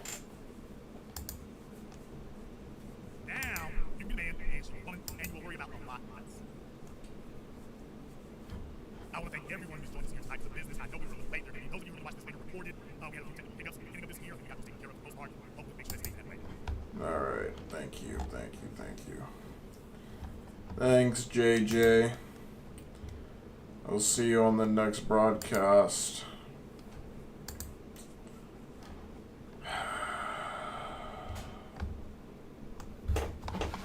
I'll see you on the flip side. I watch every broadcast of Jason. Can't get nowhere. So fucking frustrating. This $7.5 billion brand is collapsing in real time, and it's exactly what they deserve. Sales are down $400 million, people are dead, and now they're suing their own franchisees. This was a store people trusted and loved, and now it's hated by everyone. And the wildest part, this wasn't a freak accident, it was a business mistake so obvious even a child could have seen it. Executives claim they can fix it, but they're wrong, because the golden goose is already dead, and what's coming next for Panera Bread isn't a recovery, it's the end. But to understand how this billion-dollar empire is crumbling away into irrelevance, It started in we need to St. go back to the Louis. beginning, because what made Panera Bread great is exactly what they betrayed. The year is 1987.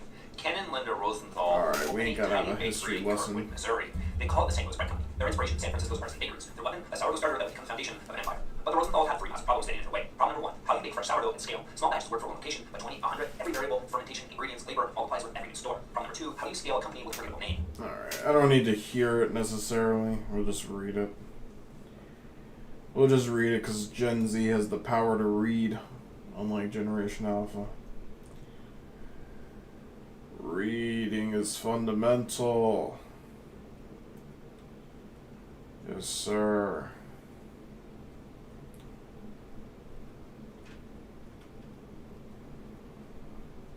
Reading is a privilege.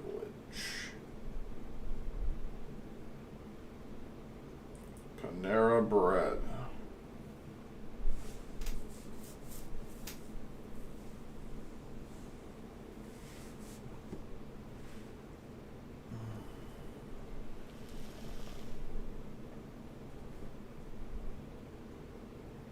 Skill, quality, national brand, premium prices. Wow, they got all three.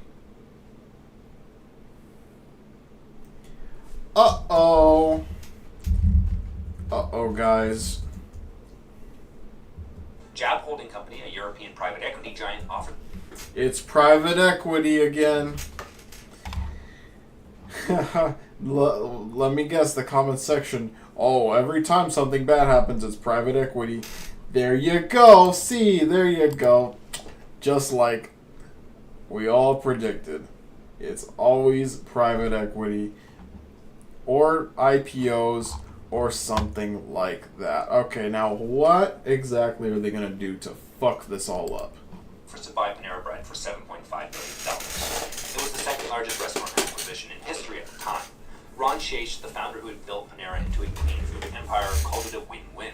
This allows us to deliver our mission faster, he said. No, it won't. It will make things go down the toilet for you. Haven't you heard about what happened with PopCap? Of course he hasn't. 6 months later, Shaich stepped down as the CEO. Marketing law number 1, never enter a business you don't belong in. The easiest way to destroy a brand is to put its name on everything.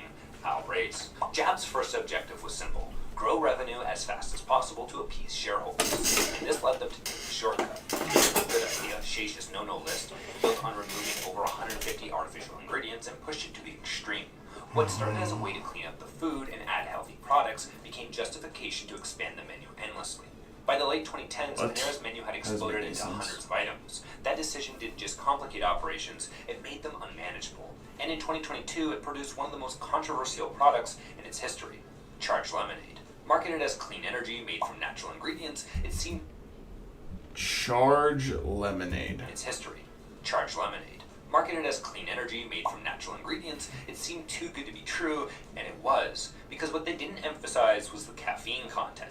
A large Charged Lemonade contained 390 milligrams of caffeine, nearly 4 Red Bulls or 6 espresso shots, yet it sat next to regular lemonade, self-serve, no age restrictions, and minimal warnings. And unbelievable. Then, September 2022, Sarah Katz, a 21-year-old University of Pennsylvania student with a heart condition, drinks a Charged Lemonade. That's a hell of a sell. She dies from cardiac arrest. October 2023, Dennis Brown, a Florida man with high blood pressure, drinks multiple Charged Lemonades, cardiac arrhythmia, dead.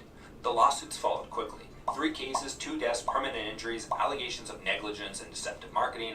By May 2024, Panera Bread had pulled Charged Lemonade from its menus, but the legal follow-up continued, with the final cases not being settled until July 10th of 2025. The brand damage here was permanent. The idea that Panera was clean and trustworthy, the core of its modern identity, was now put into question. And the irony here is, if Panera had just stayed focused on what it did best and kept the menu under control.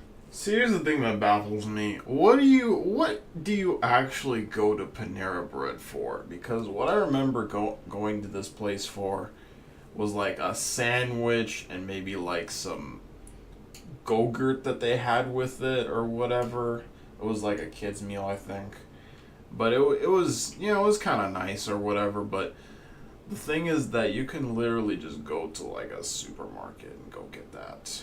So what is the point of going to Panera Bread? Oh, well, you can get a salad. Yeah, but you can get a salad anywhere. You don't have to go here to get a salad. So I'm genuinely wondering what exactly is the point of this company. But maybe you know, maybe somebody can inform me of that. But like even before this Charged Lemonade, I was already off the Panera Bread. Like they opened one in my university, and I was like, I literally don't care about this at all. I don't care.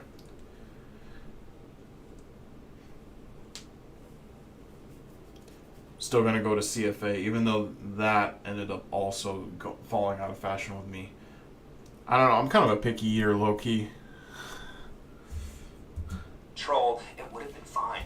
Now, at this point, you'd expect someone to step in and try to fix the damage that's been caused, but you'd be wrong. Instead, Panera would double down and make one of the worst decisions in its history. Marketing law number 2: never betray your competitive advantage. Companies get into trouble when they forget what business they're really in. Jack Trout. Because here's the thing about private equity: they don't buy companies to preserve them, they buy them to extract value. Jab Holdings already owned Krispy Kreme, I know. Just tell me what they did. Well, I guess they already did. Translation: cut costs everywhere possible. So Jab Holdings started making small Here we go. changes. Portion sizes shrank, salads have more iceberg lettuce Nope. in them, fewer premium greens, Bro, their portions were already small. and sandwiches got lighter on the protein. However, customers noticed immediately. Panera used to be a bakery and deli, now it's just overpriced hospital food. I don't want my mac and cheese from a plastic bag. But Jab didn't stop there, because in 2024 they identified the ultimate cost-cutting opportunity: fresh dough production. Those fresh dough facilities should Oh chase my dough to God. see artisan quality, while they were considered expensive, labor-intensive, and inefficient by private equity standards, so the shutdowns began. Finally, Alright, I've heard enough. They get rid of their bakery. That's like the foundation that determines everything else. Like, everything else is made from dough and wheat. Like, no. You need to have that in order to make your business stand out. Now they got rid of everything. No. It's literally called Panera Bread. Now the bread part of it is gone. What even is Panera? What does that even mean? Nobody knows what that means. It means nothing. So yeah, Satisfied Doubtful's right. This is StoreQuest Self-Storage. It's brand new, fenced in, secure, climate controlled, and conveniently located off the main thoroughfare of the town in which it resides, Carbondale. This is Sober Self-Storage. It too is mostly new, as this major addition was completed in 2023, pushing total available units somewhere near 500. And it too is convenient, just off Main Street and straddling the divide between downtown and residential areas. Just north, there's more. All Western Self-Storage, Mid-Valley Self-Storage, Store It All, and just a couple miles outside of city limits, there's Carbondale Mini Storage. That makes 6 self-storage companies within a 5-minute drive. That's a lot. But what makes it feel like more than a lot is the fact that this isn't Carbondale, Illinois, home to a university and 22,000 people. It's its lesser-known namesake, Carbondale, Colorado, a town of under 7,000 residents. While their designs attempt to camouflage land tucked away in industrial nooks or hidden behind local art, in this tiny town there are more self-storage locations than banks, bars, than places to grab breakfast. Zoom out and it gets even crazier. 4 more here, 5 here, 4 here, 2 here, more than 20 facilities within. The question is, which one of these storage companies is gonna let you stay in there without trying to prosecute you for trespassing? Asking for a friend. 25 miles or 40 kilometers from the heart of this town. But this is not a glut nor a bubble set to burst. It's all an attempt to catch up to demand. All these are mostly full. Justifying new construction of the StoreQuest and the expansion of Sober Self-Storage was the fact that in 2021, the entire town, and really the entire valley within which this town sits, bookended by the gateway of Glenwood Springs on one end and the ritzy resort town of Aspen on the other, ran out of storage entirely. For more than a decade, it's felt as though you just couldn't build enough storage units to keep up with demand. This much is not unique to this particular corner of Colorado, though. Over the past 20 years, this industry has boomed and kept booming across the U.S. Self-storage facilities have infiltrated urban areas like Brooklyn, they've risen from the suburban sprawl surrounding Phoenix, they've pushed their way into rural areas. Really anywhere there are people in America, there are self-storage businesses. More than 1 in every 10 Americans use them. With 52,301 total facilities as of 2024, there are more self-storage locations than there are Subways, Starbucks, and McDonald's combined. And once again, they fill up fast. While business has Let me see that. pandemic hot or self Oh, okay. storage locations than there are Subways, Starbucks, and McDonald's combined. And once again, they fill up fast. While business has slightly slowed from pandemic highs, occupation rate estimates still put the number at around or just under 90%. Every year, Why would they use it more during the pandemic? it seems as though more and more Americans need self-storage. In terms of simple supply and demand, it's just good business, as it's a relationship benefiting both the company and the everyday American. The absurd weed-like propagation of these facilities and their sneaky centrality in urban spaces and American lives is unique to the US, but not entirely for the reasons one might think. By any metric, Americans are top in the world in spending and consumption. High disposable income, a rather materialistic and e-commerce obsessed culture, and a lot of cheap, accessible goods has the average American simply compiling a lot of physical stuff. But it's more complicated than demand side gluttony.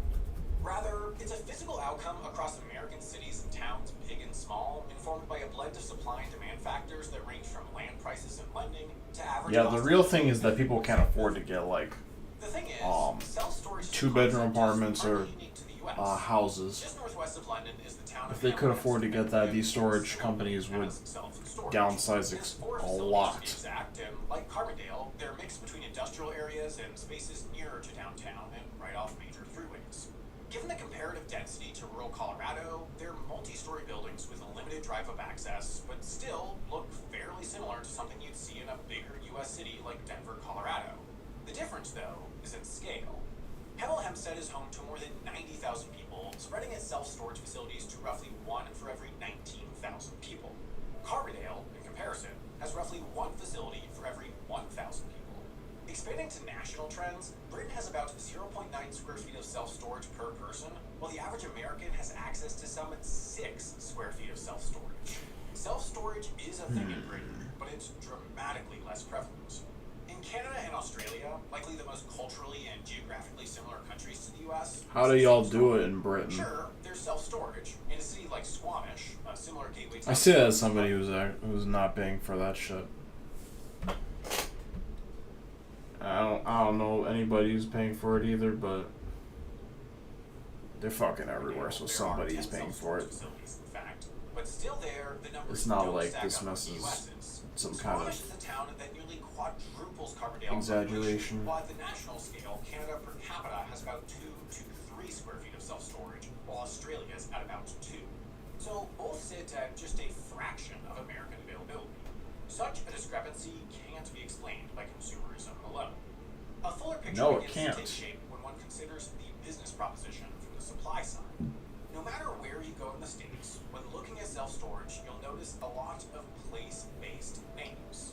In Carbondale, Because a lot of the consumerism is on like smaller items anyway. Valley self-storage and Soper self-storage. You don't need storage for that at all. In Tempe, Arizona, there's Tempe self-storage, Tempe Choice. In fact, I think a lot of people who do that kind of consumerism, they just throw away their old shit. They don't even bother getting storage, they just throw it away. In the commercial real estate world, self-storage is a highly fragmented industry. There are some big names. StoreQuest, for example, exists in both Carbondale and Tempe, while Public Storage, the largest name in the industry, has about 10 locations in the broader Phoenix area. God But this damn, means that son. commercial real estate isn't cornered or dominated by big operators that use their sheer size to bleed out competition like Starbucks or Walmart would. By facility count, 22.5% of all self-storage is run by publicly traded operators, 12.9% is run by other top 100 operators, leaving 64.6% run by small, generally mom-and-pop operators. A reflection that self-storage is by far the most accessible opportunity to get into commercial real estate, largely on account of cost. Huh. In commercial real estate, location is everything, and it's no different for the self-storage sector.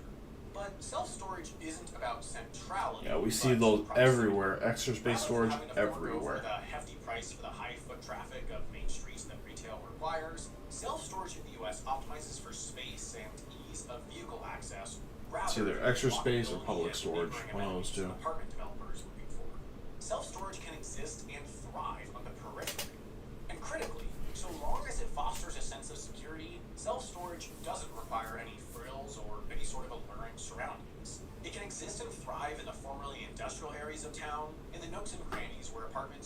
particularly on the west side.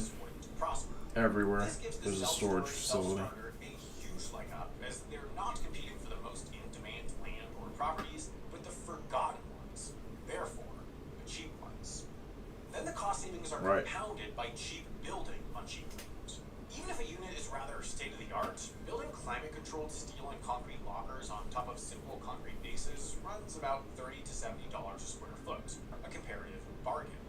Let's say if this 375 unit addition to Soper self-storage averaged out to a modest 10 by 5 feet per unit, and the cost on the upper end given the expensive cost of construction in the state and the upper end amenities it offers. That would put this building at a very rough cost of $1.32 million. Compare that to this, the Hub at Woodlands, a nearby affordability-focused apartment project that offers 52,000 square feet of living space, but at a cost of $19 million. One costs an estimated $70 a square foot, the other a reported $358 a square foot. Two buildings, 10 miles apart in distance, and worlds apart in price. Of course, this is just a rough estimate and doesn't consider land acquisition, but simply put, storage, no matter how fancy, is dirt cheap to build. Together, land and building style make the upfront investment manageable. Should someone have a vacant lot or find one on the cheap, they can get into the self-storage game for potentially under $1 million, incurring comparatively minimal debt and not necessarily relying on outside investment into the project. Should a developer require outside funding, it's just not terribly difficult to get a loan for these projects either, as their straightforward case for lending is one that banks are quick to back.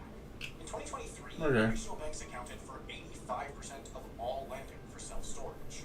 And once up and running, overhead is minimal. For employees, a facility only requires someone to run the desk and maintain the property. For utilities, a facility requires some electricity, less than a household's worth of water availability to run the office restroom, and really nothing else. But while one may be able to get into this business solo, they certainly won't be alone.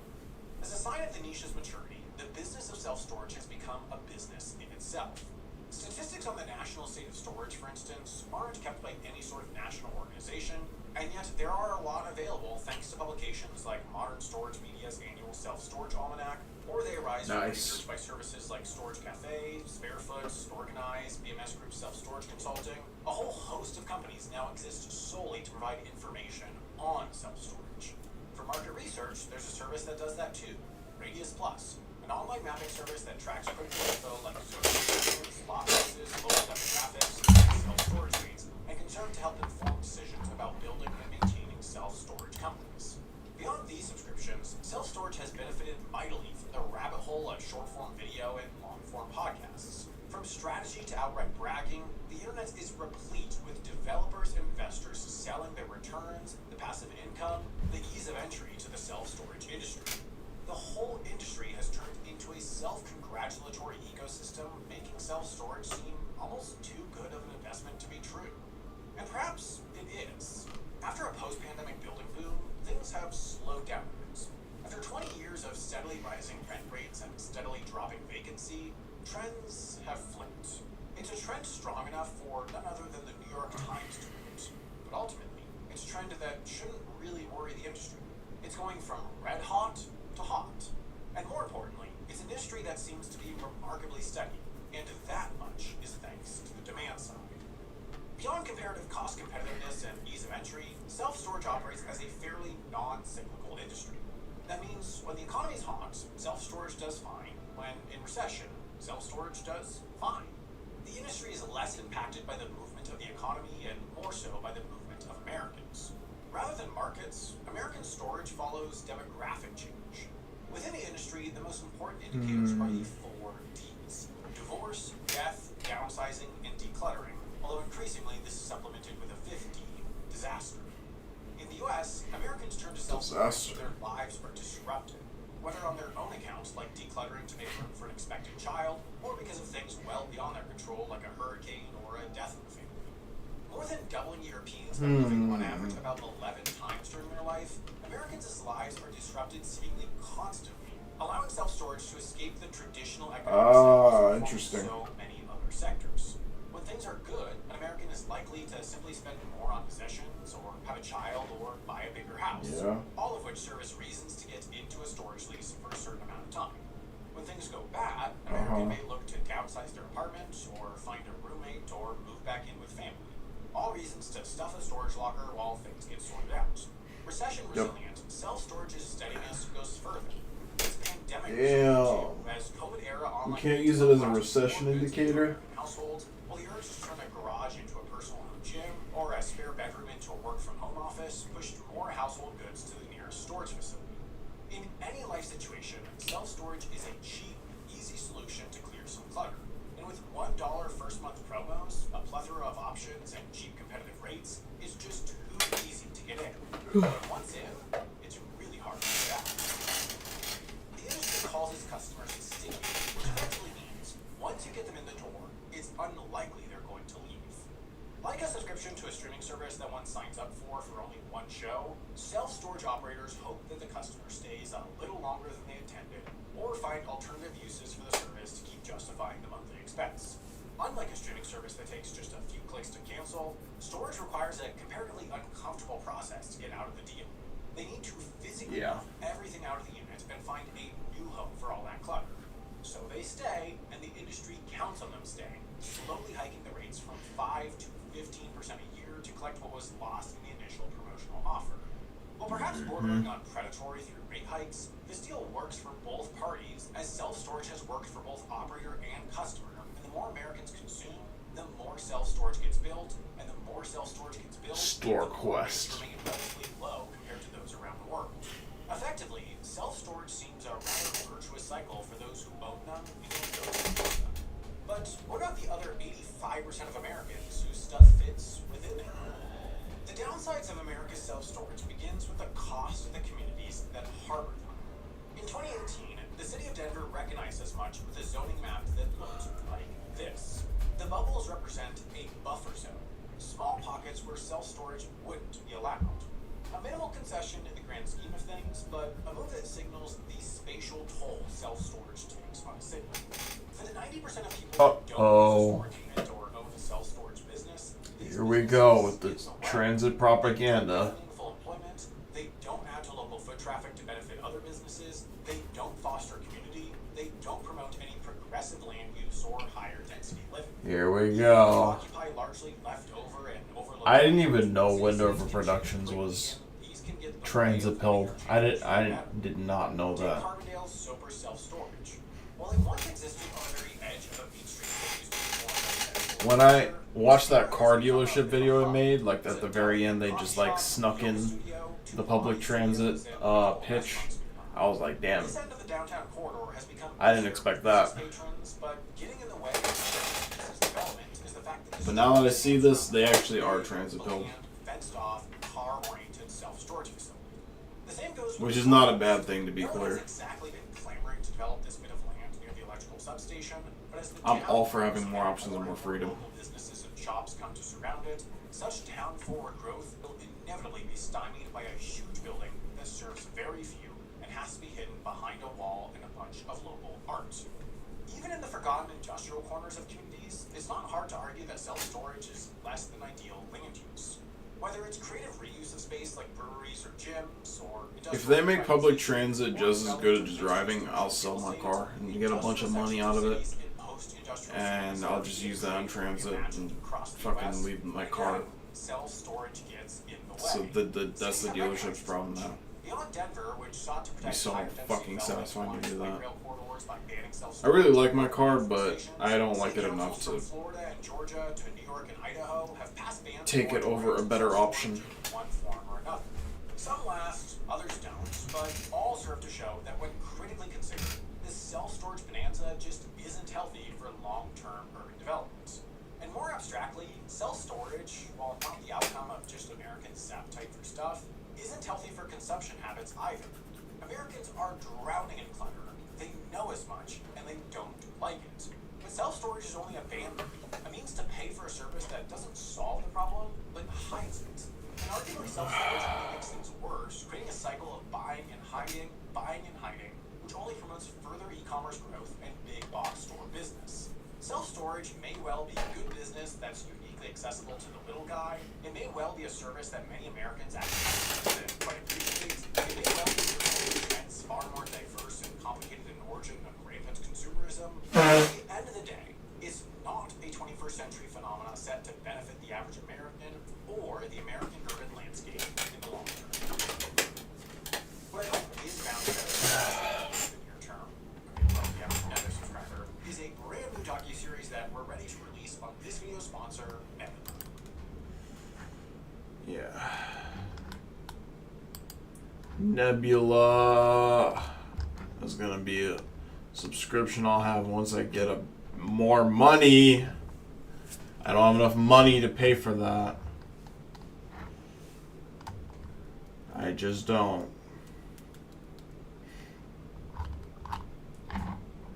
Thanks a lot, economy. Alright.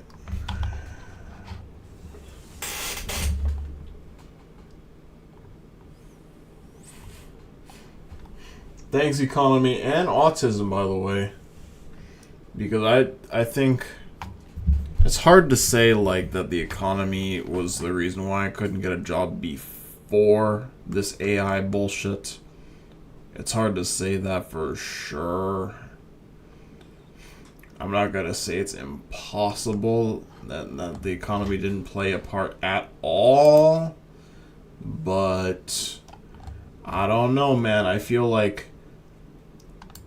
post-pandemic, especially 2023 and later, the economy was already going down. That's just my perspective.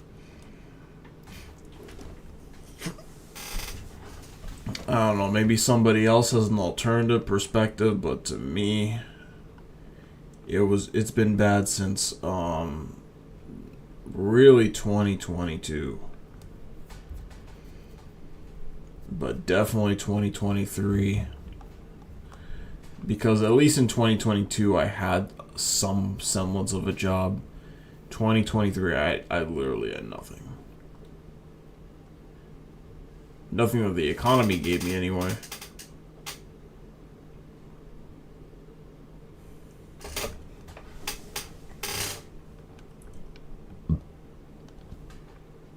Alright.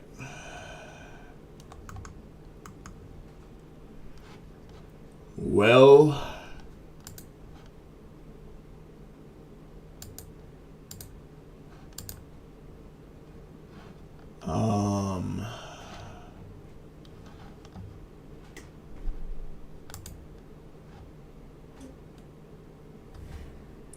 I think I'm gonna end stream here. Man, it's been 3 hours literally just watching YouTube. This is what happens every fucking time.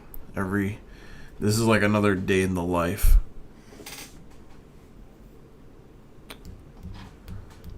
I just be watching YouTube and the time just goes by and I just run out of energy. And I really shouldn't do things like that, but that's what happens when I don't have an agenda. But yeah. Tomorrow things should go back to normal. I'm going to get back to the exercising grind again. Gonna try and think of some strategies. Hopefully, if I can call that IT company, that they'll have something available for me. Because this ATC thing is not really what I want to do. I'm gonna do it for the money. I'm gonna go through the training and all that, and I'm gonna direct planes. I'm gonna do all that stuff. And it's gonna be great, but you know, I also have no idea where I'm gonna be stationed at. That's a big unknown. I would really prefer to be in a place where I know where I'm gonna be. You know, I'm just gonna relocate to somewhere where I have like a base that I can, a base of operations that I can just like transition into without needing to pay my way through it. Pay to win, that's not really my thing. I don't want to pay to win. I want to win and, you know, earn it. I don't really want to pay to win. So, yeah. But, you know, I got about 60 days, maybe longer than that, probably closer to 70 days. For we're talking about the government here. The government's very fucking slow with everything, so yeah, see if I can get something before then. Hope for the best. Prepare for the worst. That's all we can do in life, really. I'm gonna do an email check just to see how long it's been since that interview for the correctional facility. Just to see if there's still a chance that I get that particular role. Which, considering how long they've been taking to respond, I don't think my chances are particularly high, but it is with the government. Now, I have been rejected for a government position before, but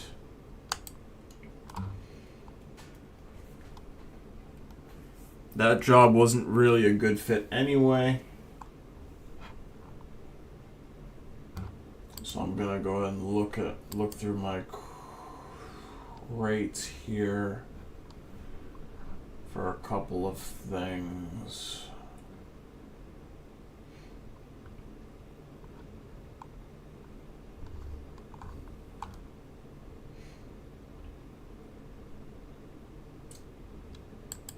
Let's see what it was. The 4th?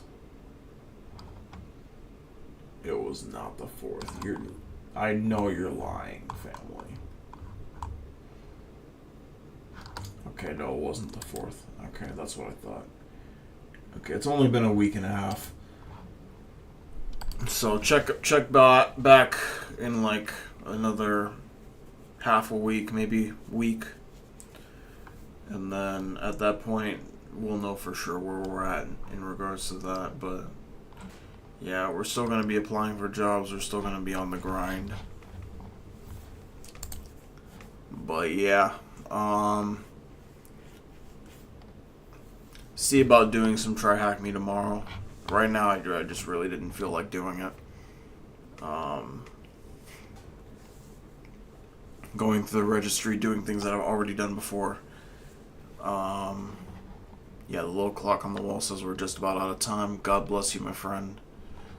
It's a picture of Florida. All right, I'm done. I'm tapped out. I'm gonna probably go to bed.